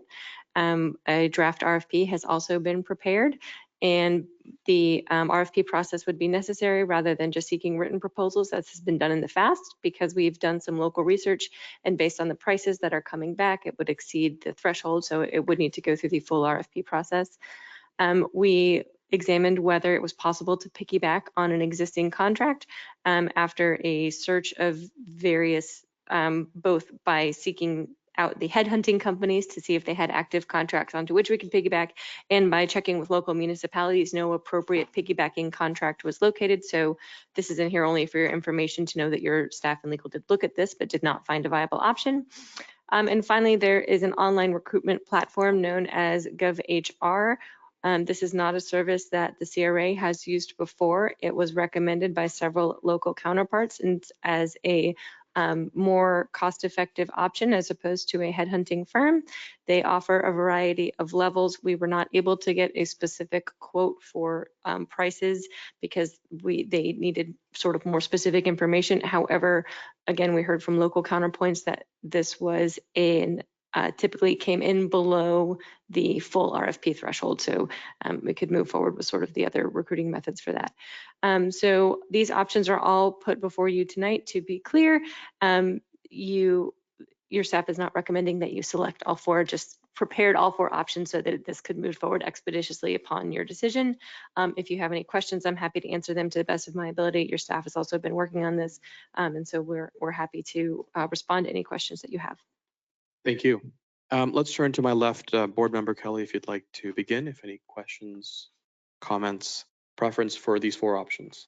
I mean, I think that I don't like the headhunting services. I think that sometimes we end up spending a lot of money and it's not effective. So, I mean, my thoughts would be, to post the position in as many different areas as we can, and potentially, I don't know much about the GovHR, but that would be, maybe that's something we can utilize that as well to broaden the the search options, but those are my thoughts in talking to Tim about it. And, that's my position. Thank you. Let me just dig in a little bit deeper on your opinion here. When it comes to advertising for the position, do you have a thought on duration, 30 days, 60 days? And relatedly on Gov HR, I'm not familiar with it, but is that something that should be done after or concurrently with? How does that work? So it is, they offer sort of different levels of service. And so I think the most base level is sort of akin to specialized advertising. And the highest level of service involves a more active sort of outreach into the community to find a search partner. And so you could certainly advertise it in sort of the normal employment hubs and also GovHR at the same time at the tier that is essentially just the advertising tier, and it would just expand where you've placed the advertisement essentially.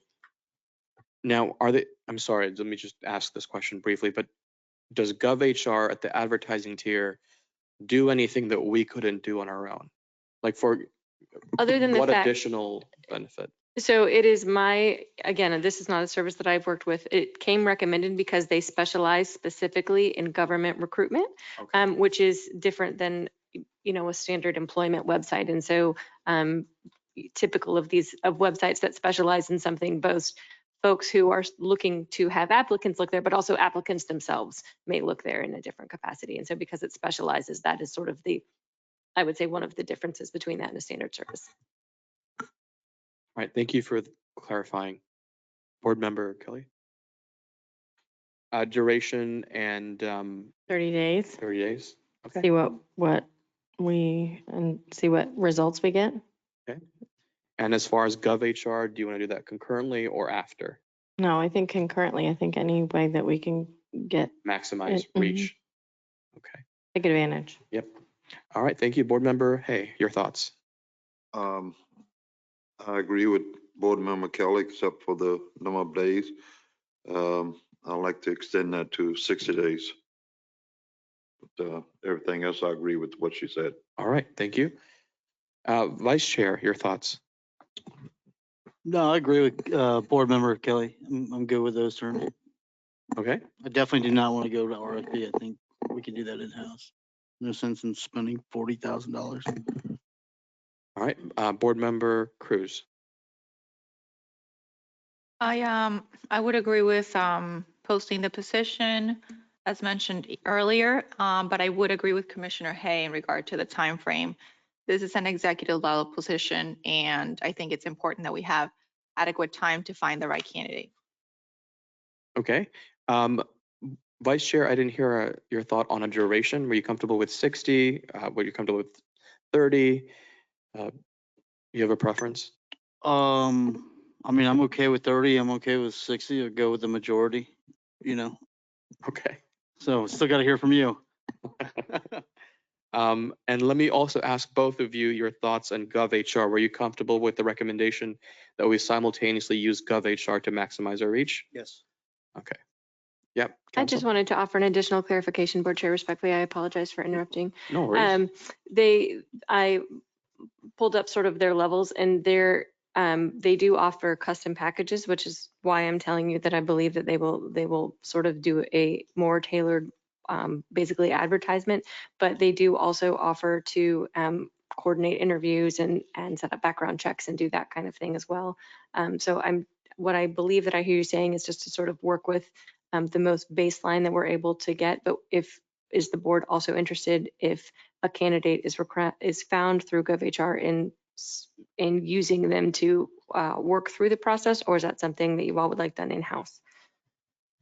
In other words, they'll do resume reviews, they will set up the Well, I don't want interviews. them to have one process and those who apply through the job posting to have another process. That wouldn't make sense. Okay. Everybody should go through the same process. Okay. So we will. That's my opinion. Yeah. I agree. Okay, so to the extent possible, that's what we'll. Yes, and of course, the assumption here is that we're going to advertise to all the standard professional outlets, FRA, all of those places. Tim, right? Okay. I'm comfortable with the 30 days. Let's see what we get in 30 days. And if we're not satisfied with the number, let's give it another 30 days. So we'll still, we'll do it in increments. Okay. Okay. All right. Is there anything else, staff, that you need direction on? So just bring us back whatever you get, first 30 days, and then if we don't have enough, we'll wait another 30 days. I'm comfortable with a full 60-day duration.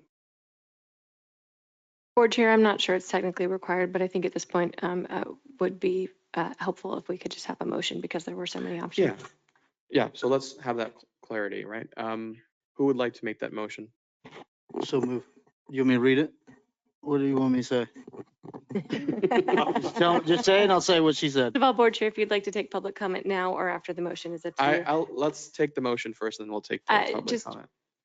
motion to direct staff to advertise the position in the usual markets, including GovHR. Motion to direct staff to advertise the position in the usual markets, including GovHR. Second. Okay, we have a motion and a second.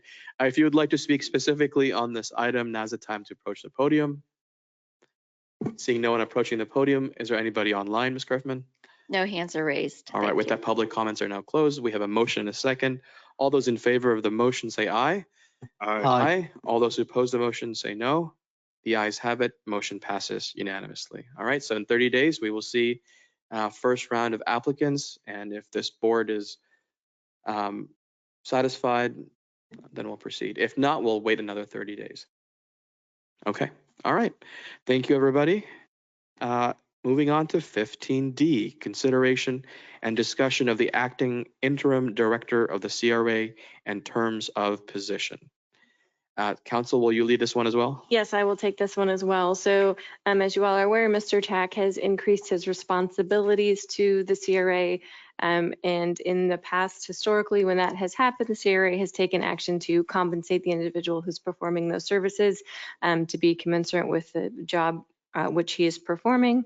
And so this motion is before you to determine if the board would like to take that action. Essentially what it would do is temporarily adjust Mr. Tack's salary upward until such time as a new executive director is put in place. At that point, as soon as that person is put in place, his salary and job title would revert. I don't want to say backwards, but revert back to the place that he wishes to be, which is at his current salary level with the title of assistant director. And so the financing has been laid out in front of you. If you would like to entertain that, I mean, I'm happy to discuss it with you. I know Ms. Hill can also speak to the finances, but you could simply have it equivalent to be what the executive director was making back when it was a full-time position, or any other item that, or any other way that you would like to adjust it. All right, thank you. Let's hear from my colleagues. Board Member Cruz, if you'd like to begin.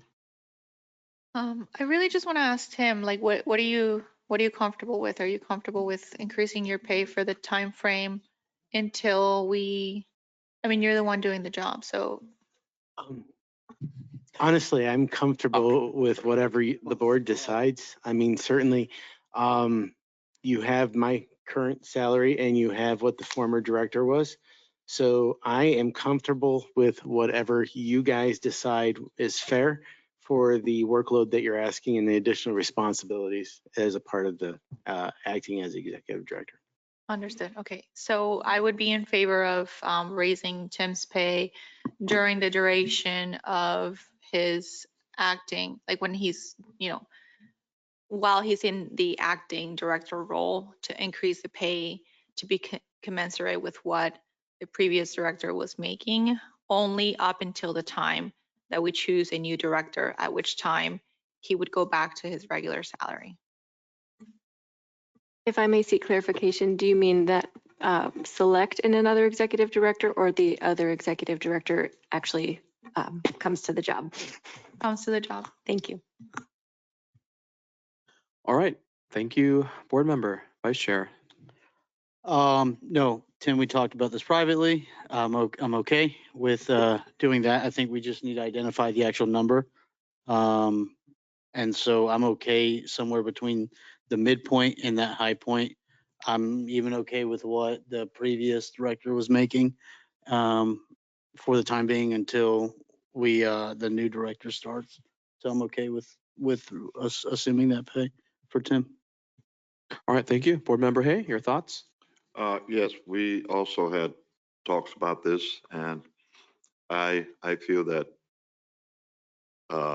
based on what we just decided, if he applies and wins, so be it. If he doesn't, I'm thinking around way between what the previous one was making, the 187 and the 147. So I would say 20,000 would bring him where at the midpoint of between what he's making now and what the previous experienced executive director was making.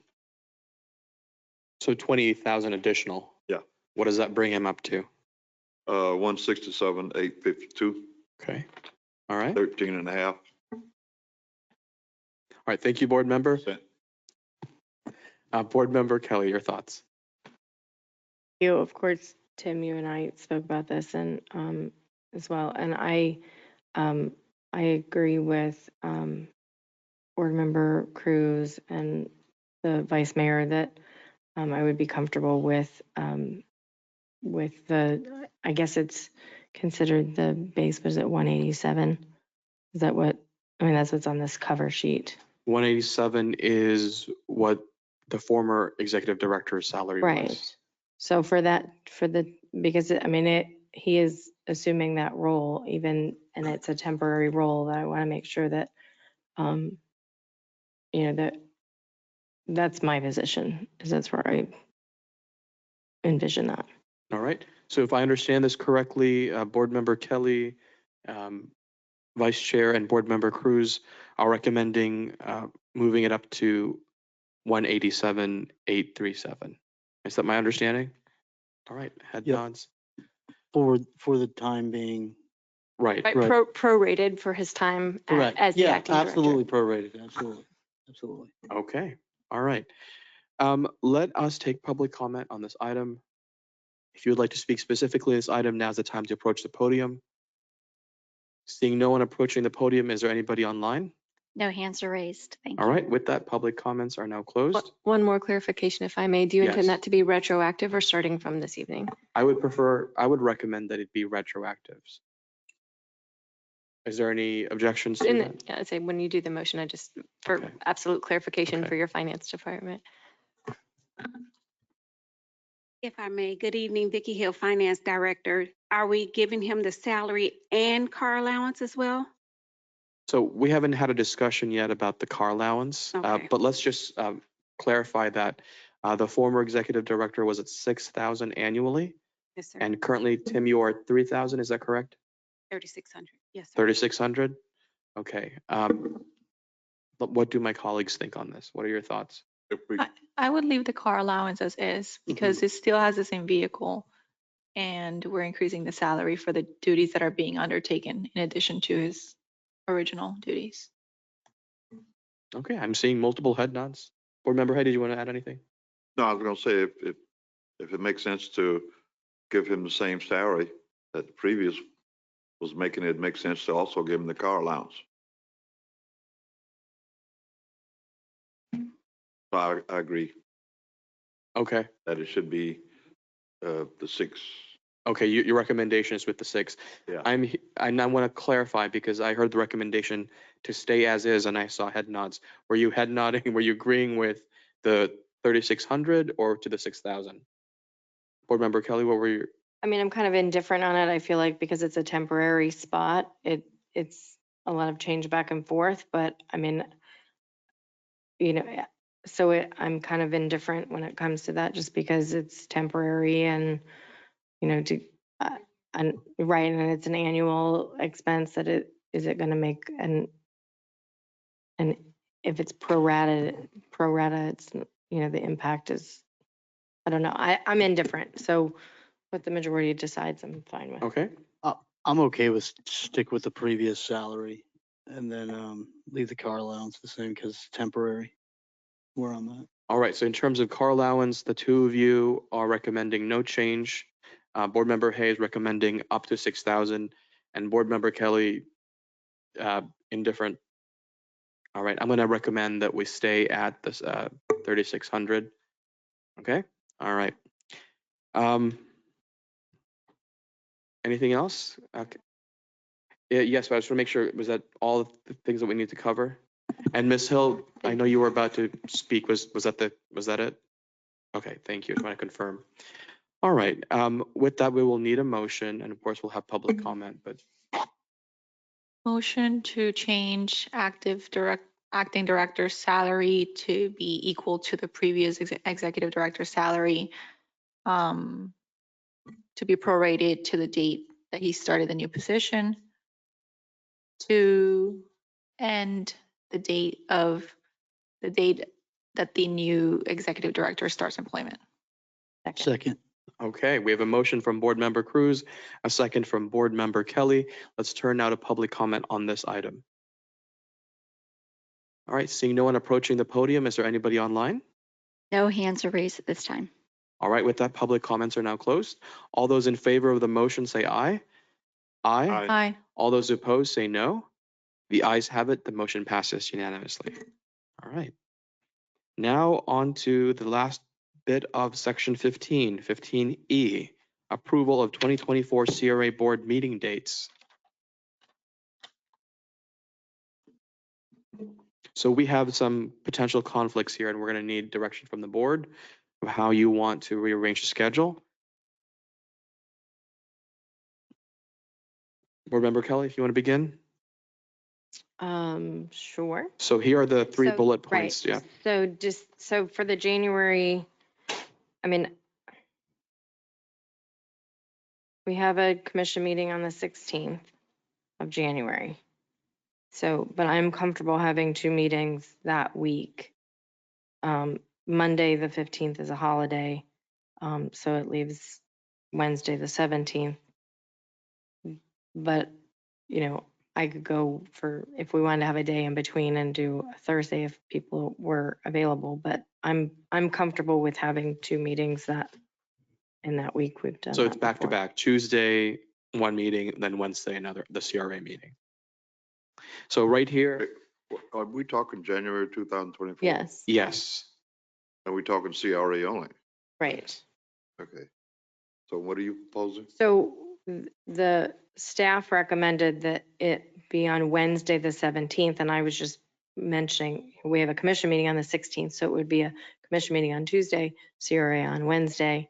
I didn't know if we wanted to do a day in between and maybe do the CRA on Thursday, the 18th. So I was just throwing you know, I don't know if there's another conflict with, I mean, you know, with using the. Let's address this one at a time. Let's just focus on the January date. Right. All right. Board Member Hay, any I- conflicts, suggestions? No, I had January the 8th, which is that Monday. I think it should be That that works. second week. Right. That works. Instead of Wednesday, Wednesday. let's do the Monday. Is what you're recommending? No, on the 8th. 8th. On the 8th. Do it on the But 8th instead. Aren't people Monday gonna be rather No, flying? people Are are they traveling. Yeah, Palm Beach we're- County Day starts on the 9th. I'm traveling. I won't be here. I can take it virtually. I don't mind doing that. But on the 8th, I won't be here. Oh, well, let's reconsider. How long is that conference for that week? Does it go Tuesday all the to way through Thursday. Whole week. Tuesday through Thursday. Thursday? Well, travel back would be Thursday. Yeah. Okay. So that being said, the 7th, I would lean more to the 8th, which is that Thursday. I'm comfortable with that as well. The 18th, that 18th. Thursday. Yeah, I think that's good. A little break in between. And Board Member Cruz, you're okay with that as well? I'm okay with the 18th. All right, good. So in terms of January, we have a new date. It is the 18th Thursday, right? What about next item? Tuesday, March 12th, National League of Cities Congressional City Conference and all those related events. We could either meet the day before on Monday or the day after Wednesday. And if I'm not mistaken, board member, hey, you want to avoid Wednesdays, right? I do. Okay, but, so No, you guys go ahead, but I like to avoid Wednesday. I'm okay with moving it to Monday, March 18th, and this way it's before we leave. The 11th, May I'm 11th. sorry, March 11th. Wait a minute, what month are we talking? March. Did I say May by accident? 11th. You mean after 11th. we leave? March 11th. Well, the conference, it says March 11th to 13th. March 18th is what staff's recommending. Yes, March 18th. Yeah, so Yes. I'm okay with that as well. Yes, Okay. absolutely. All right. 18th. So we'll have a CRA meeting on Monday and a commission meeting on Tuesday. We are Okay, a so glutton it's for either punishment. Wednesday or we can do It's- Thursday the Thursday the 21st. 21st. 1 second at a time, right? It's Board Member very Cruz? difficult to work all day and then have meetings at night and then even just survive at work the next day to then have another meeting at 6 o'clock. That's Mm, at least one day in between to rest the brain or, Regroup. yeah. So the 21st, Regroup. same thing as we did with the Thursday. 21st, 21st? Yep, I'm okay 21st it with is, that. Thursday 21st. Okay, that's good. So then I'm assuming for the next one, we should probably do the same thing? Yeah. Okay, all Let's right. just put it on a Thursday. Yeah. So we have a break between commission and CRA. So Okay, so this NLC City Summit is the 13th to the 16th. So that's like the latter half of the week. So we could do Monday, the 18th, but then we have a commission meeting the next day. So that Thursday, that's not Thanksgiving, is it? That would probably be No. third, okay. So Thursday it is? Hmm. I'm fine. Okay. Anybody have any major objections to Thursday? what date? November 21st. That's, 21st? Yeah. yes. Yeah, sure. That's good. All right, could we scroll down on the page? Was there anything else that needed to be addressed besides those 3 bullet points? Tim? I believe those are the only 3 that we've identified. And of course, these can be revised at a later time if indeed there's something else that may be in conflict. But this is the best of that we're aware of at this time.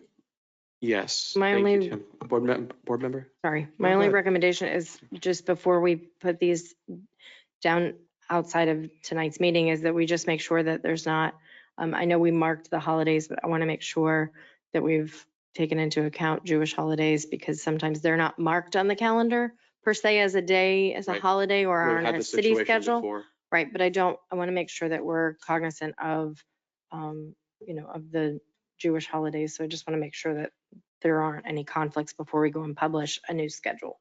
Is that a head nod? Yes? Yes, Okay, there thank will you. be. Thank you. Yeah, in the past, you had always done a Monday or Wednesday. That's why Mondays and Wednesdays were looked at. So, and now we'll look at Thursdays. So. All right, great. No, before we move forward, I just want to throw this out there to my colleagues, just as an idea. Would you all like to consider perhaps a time in the year where we intentionally do not have a meeting? So we could call that our Later break. summer break or family break, so people can go on vacation, spend time with their families. Plain old break. Break, Right. however you decide to use it. I know other cities have adopted something like that. Yes. All right, great. What would you prefer, a winter or a summer break? What do you have any preferences? I know the holidays, I assume. Winter but- kind of makes sense. Right, and I'm sure staff would want Yeah. that as well. But I mean, not speak for them, but Either November, December for me. okay. Yeah, December, I'd say makes sense. I would prefer Doesn't a December. lot of staff takes vacation during summer? Maybe we should do a staff survey and go back from there. I Bad mean, idea. we gotta include them. Tim, does staff have any preference on this or? I think staff is available for whatever you guys determine. Wow. We will support you however it is that works best for you. But December is a little bit event heavy. And so usually they're working, the first half of Mm. December. So I almost feel, I mean, I feel like summer to have a whole month where maybe we're not is event heavy and you actually get a true break where we don't really have a lot going on at all. Whereas winter, it's, you know, they're working. I don't think, I mean, I'm taking your one recommending- meeting off is not gonna, I don't think it's gonna make as big of an impact in the is maybe December as it would Right. in June. I see your argument. So your preference is a summer break in June. That's your recommendation. Well, I'm out of school, so I'm Oh, good it for works, you. works. So nice. I mean, but I'm we can fine in talk, we summer, can get June, like a July, survey and see August. what. All right, let's circle back to this, but I just wanted to throw out the idea to everybody. We do need a motion to approve, but let's just take public comment. If you'd like to speak specifically on this item, which is 15E, now's the time to approach the podium. Seeing no one approaching the podium, is there anybody online? No hands are raised at this time. All right, may I have a motion to approve the meeting dates for So 2024 moved. as amended? We have a Second. motion and a second. Second came from Board Member Hayes, motion from Vice Chair. All those in favor of the motion to approve those dates, say aye. Aye. Aye. All those opposed say no. The ayes have it. Motion passes unanimously. Thank you so much. Chair, obviously with the condition that if another holiday or something that wasn't on the radar because we moved to Thursdays, that we'll Yes. revisit that. Just bring it obviously. back to us, staff, if there's any of those. CRA projects in progress. I know we had pulled 16A and then D, and then Restroom. we'll do F and G together. May I have a motion to remove from the table item 16A? So move. We have a motion to remove from the Second. table and a second from Board Member Hay. All those in favor of the motion say aye. Aye. Aye. All those opposed say no. The ayes have it. Motion passes unanimously. All right, Mercedes, the Boyne Beach Art Walk recap. Okay, hello again. Just one moment while we pull up the PowerPoint. Sure. It's very brief. Okay, next slide. One more. Okay, perfect. Thank you. Okay, so the Art Walk Caliente took place on Saturday, September 16th in the Industrial Craft District. This was a partnership with the Boynton Beach Art District, and we activated the area. Although the weather did dampen our plans a little bit, we still had a successful activation of the area. It did clear up. We had beautiful rainbows that came out, and people actually did show up to support our local art community. Now, we had several art studios that opened up. Those are the photos that are featured here, just two of the studios that were open. They were welcoming attendees to come inside, to meet and greet with them, check out their art, speak with them. It was really great. There were also a variety of different artisan and craft vendors that were set up outside selling their products and their art. And then next slide, please. Okay. All right, and these are just some more photos that we had. We had a lot of fun activities that were featured during this event. We had guacamole, we had axe throwing, a henna tattoo artist, as well as rock painting that the kids loved taking advantage of. And then this event was held in honor of Hispanic Heritage Month. That was our theme. So we tried to infuse a lot of Latin features within it. We had some salsa dancers come out from Fetister Dance Studio. We also had a mariachi band that was there and Fumiko costume characters. And if you're interested in getting any more photos or seeing any more photos, you can check our Flickr page. All of the professional photos are uploaded there. Can I answer any questions?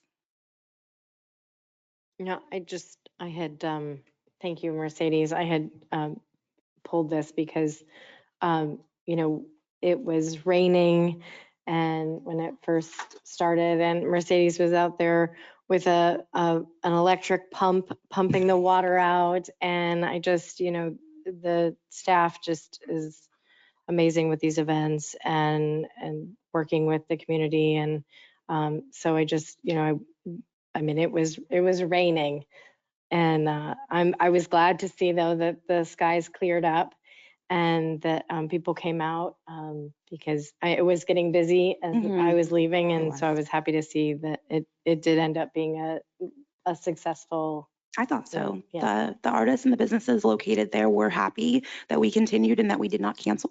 So I consider that a success. And people did come that hadn't previously visited the district, and they were pretty impressed with what they saw. Good to hear. Thank you. You're Thank you, welcome. Mercedes. You're welcome. And thank you to the entire team. Great job. We're going to move on to 16D, Neighborhood Officer Program Fourth Quarter Report for fiscal year 2022-2023.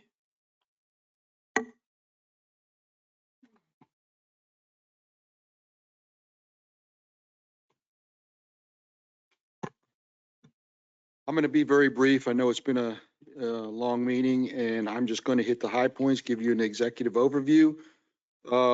So we had another successful quarter, I think, for the second quarter of the revived NOP officer program. During the quarter, we attended 18 community events and meetings, conducted 45 separate business checks and walks, performed 31 extra patrols, obtained 5 trespass agreements with local businesses, attended 3 CRA board meetings, made 21 criminal arrests, and performed 151 traffic stops. Some of the highlights of the events that we did were the backpack giveaways, the monthly coalition of clergy meetings that are held, and the CRA officers put together their first movie night for the kids, which was on September 29th, which was very well attended. Some of the pictures are in there. For next quarter in December, we're planning to have do a job fair on December 9th. The CRA officers are putting that together. I think we have roughly 10 employers at this time that are going to be present. And we're going to have that at the Carolyn Sims Center on Saturday, December 9th. Moving into the CRA crime stats that I think we should briefly cover, because as we know, we are concerned about the crimes that occur and how we address those crimes, and and what are the issues that we see in the CRA's district. So if we can go to the next slide.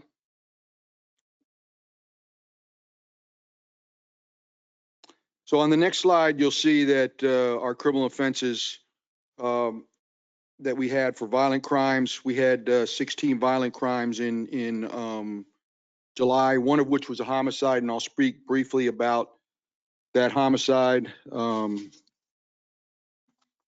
thought you all may want to have those details as to how that was handled. So the homicide occurred on July 19th at 2:53 in the morning. It was at 147 Northwest 13th Avenue. There were 2 victims, a 34-year-old female and a 28-year-old male. The female was in fact deceased. The male did survive the gunshot wounds. The deceased female had a confrontation with the subject, Keshwan Daughtry, days prior. Daughtry was determined to have stolen a firearm from a vehicle nearby on July 17th, and that firearm was used to commit the homicide. We did, in fact, quickly investigate that crime. A warrant was obtained on July 26th. An arrest was made on 8/14, resulting in the closure of that investigation. It was a joint effort. The Detective Bureau did a fabulous job, as well as Road Patrol on their initial response. So it was an overall joint effort to resolve that incident and bring it to closure. Moving on to August, we saw 7 violent crimes, and in September, we saw 6. Property crimes are our biggest problem within the district. We saw 52 property crimes in July, 55 in August, and in September, we saw a reduction and we moved down to 34. I think what's important to look at is our overall closure rate. And if we move forward to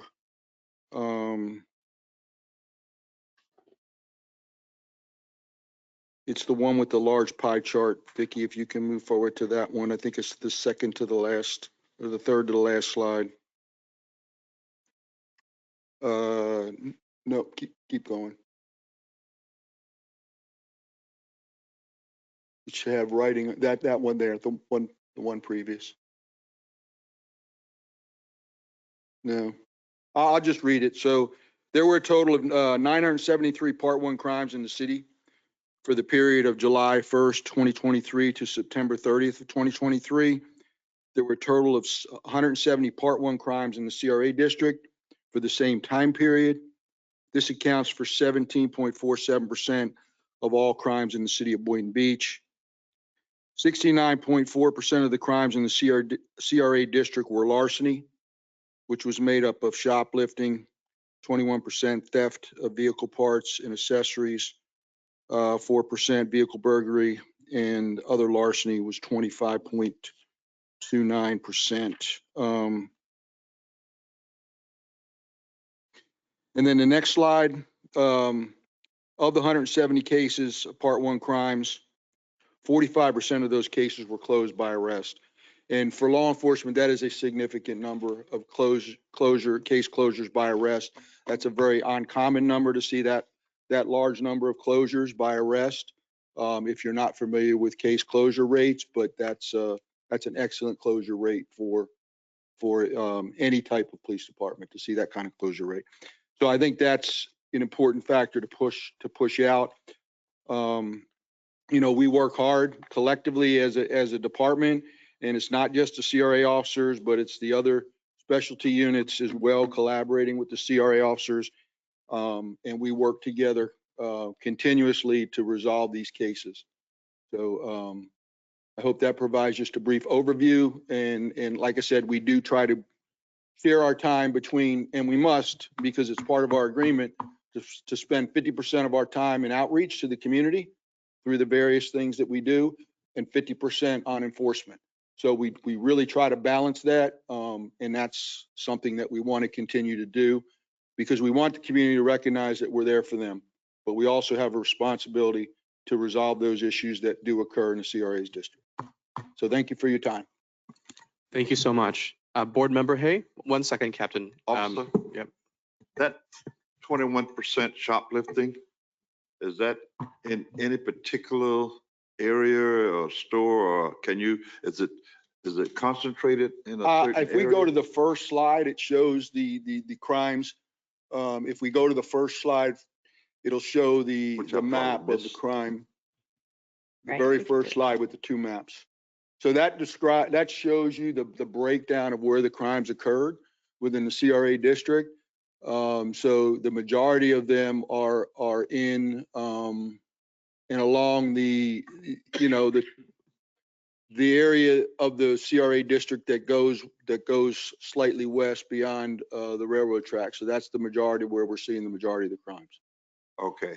So that's the pin map of all the crimes. And then it breaks it down by the colors. I'll look at it. Yeah, but that breaks it down, and I'd be willing to sit down and have a separate conversation with you about the crime if you want to do that at any time that's convenient for you. You can just reach out to me, and I'd be happy to sit down and have a conversation with you. I was out when you presented that slide, so I'll look at it and we'll talk. All right, thank you, sir. Okay, thank you. Thank you. We're going to move on now to items F. One thing. really Yes. quick. Go ahead. No, I just wanted to recognize and acknowledge the NOP officers and just what they're doing in the community. They did like a trunk or treat Halloween event. They're doing a lot of family events, more than I've ever seen in the past. And so I just wanted to thank them for really getting involved in the community. That was something when we were when they did the interviews and applied for to be a NOP officer, that was something that we really talked about, was being really engaged in the community. And they've really, I feel like, gone above and beyond with the family activities and involvement, the trunk or treat, what did you call yourselves? The candy monster or candy what? You guys were like a candy patrol or something. Yeah, so I just wanted to recognize them. They're, on top of, the crime stats and everything, the community involvement is, they're doing a great job. So thank you. Thank you.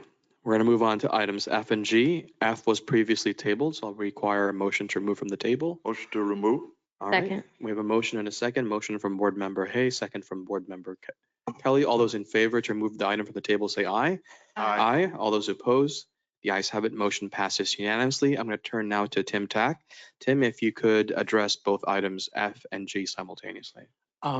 We're going to go probably focus more on the most recent. Mhm. So I'm going to keep this as brief as possible, but just wanted to highlight on some of the pictures, maybe not necessarily the specific details.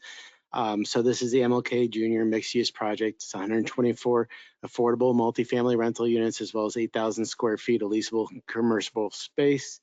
You're looking at the east building. You can see that the roof has been completed, that the paint is on the walls. You're really starting to see a good finalized product that's been dried in. They are currently working on getting power to these units. Next slide.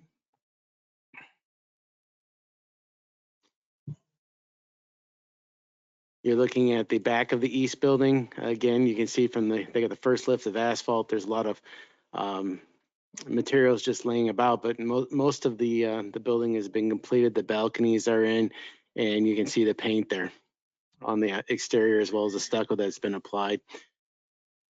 Next slide.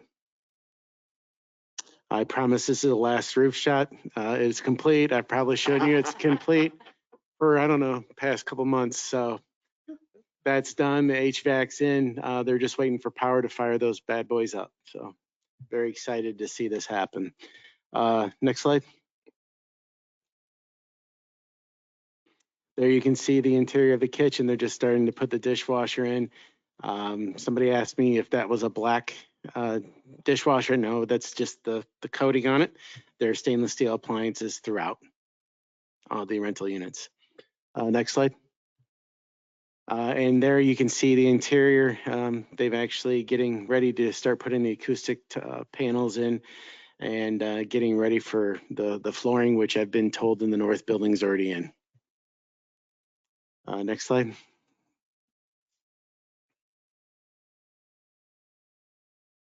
All right, no worries. The lag. No worries.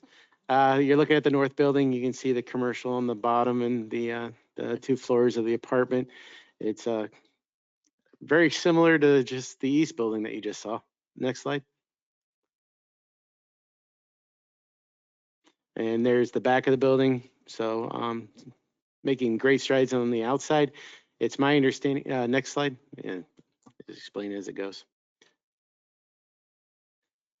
Okay, last one of that roof too. Next slide.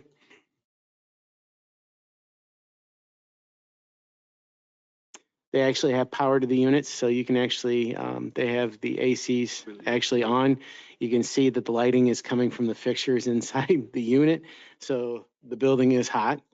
There you can see that they actually have the faucet in, as well as the dishwasher, and just missing the range as well as the refrigerator. They're still anticipating being able to start leasing these up towards the end of this month to potentially December, leasing up this part. So the 2 stories above the commercial. Next slide. And there you can see what the doors look from the outside. You can see that they painted the doors as well as the door frame. Next slide. Just kind of give you an idea, and the tiles, the acoustic tiles are in, and it's my understanding that the flooring is in as well, actually, as of right now, which I didn't capture. And here's the west building. You can see that the roofing's not all done. Not all the, I think the balconies are all in now, but I don't believe that's got its final paint yet. Next slide.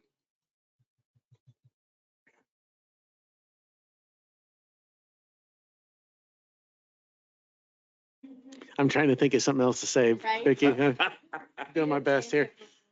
So there you can see the side of the building looking west towards Seacrest. I mean, you can really see what it's gonna, the final product's starting to look like. It's really coming together. Next slide.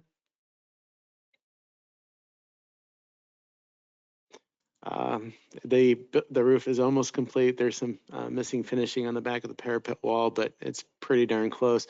Yeah, all the mechanicals in as well. And next slide. And there you can see that the framing for the ceiling's in, but again, they don't have power to this building, so they're getting pretty close to getting into the hallway and things are rapidly, and as far as I know, maybe some of these things have actually happened since these pictures were taken. Next slide, just to get a look at the interior. And there you go. Pretty much where the east building was, they're just installing the dishwasher there, but you have a good idea of what the interior kitchen looks like. Also, Bonnie, if you want to give an update on the commercial space, because we got some exciting news there too, which Bonnie Nicklin can tell you about. Super quick, but it really is exciting after all this time. So as of Friday, we have 2 permits in for 2 of the units. We have 3 more very close behind. Their plans are finalized. They're just getting the final cost approval done. So the NOP office actually should be submitted tomorrow for unit 108. So it is really exciting to see such movement. And tell your friends we do have, or constituents, that we have 1 unit left that's unleased. So it's about 1,000 square feet for a retail or office use. So yeah, very exciting. Awesome. Bonnie, before you leave, can I just ask? Sure. So what ended up coming with the larger, the restaurant? I know that the Yes. original one wasn't able to go through. I'm assuming we got somebody else. We have 2 restaurants. One of the permit applications is in now for unit 105. It'll be a fast casual concept. And then the other larger restaurant space, I went through several rounds of meeting with potential restaurateurs, and ultimately the one that chose the space feels that it's just a better concept and financially better to go with a smaller unit. So it'll still be a full service, wait staff, tables and chairs. It's just that big footprint was too much. So that's why we have 1 extra retail space now. So we'll just move forward looking for, any kind of boutique use, or, we're pretty open to what options could go there. So Perfect. yes. Awesome. Thank you. Yes. Thank you. Anything else? And Tim? That's all for us. All right. Thank you so much, everybody. Yes, board member? Let me just say, when I walked through there and I went to another one that cost twice as much as those over there. 3, 4 times? Wow.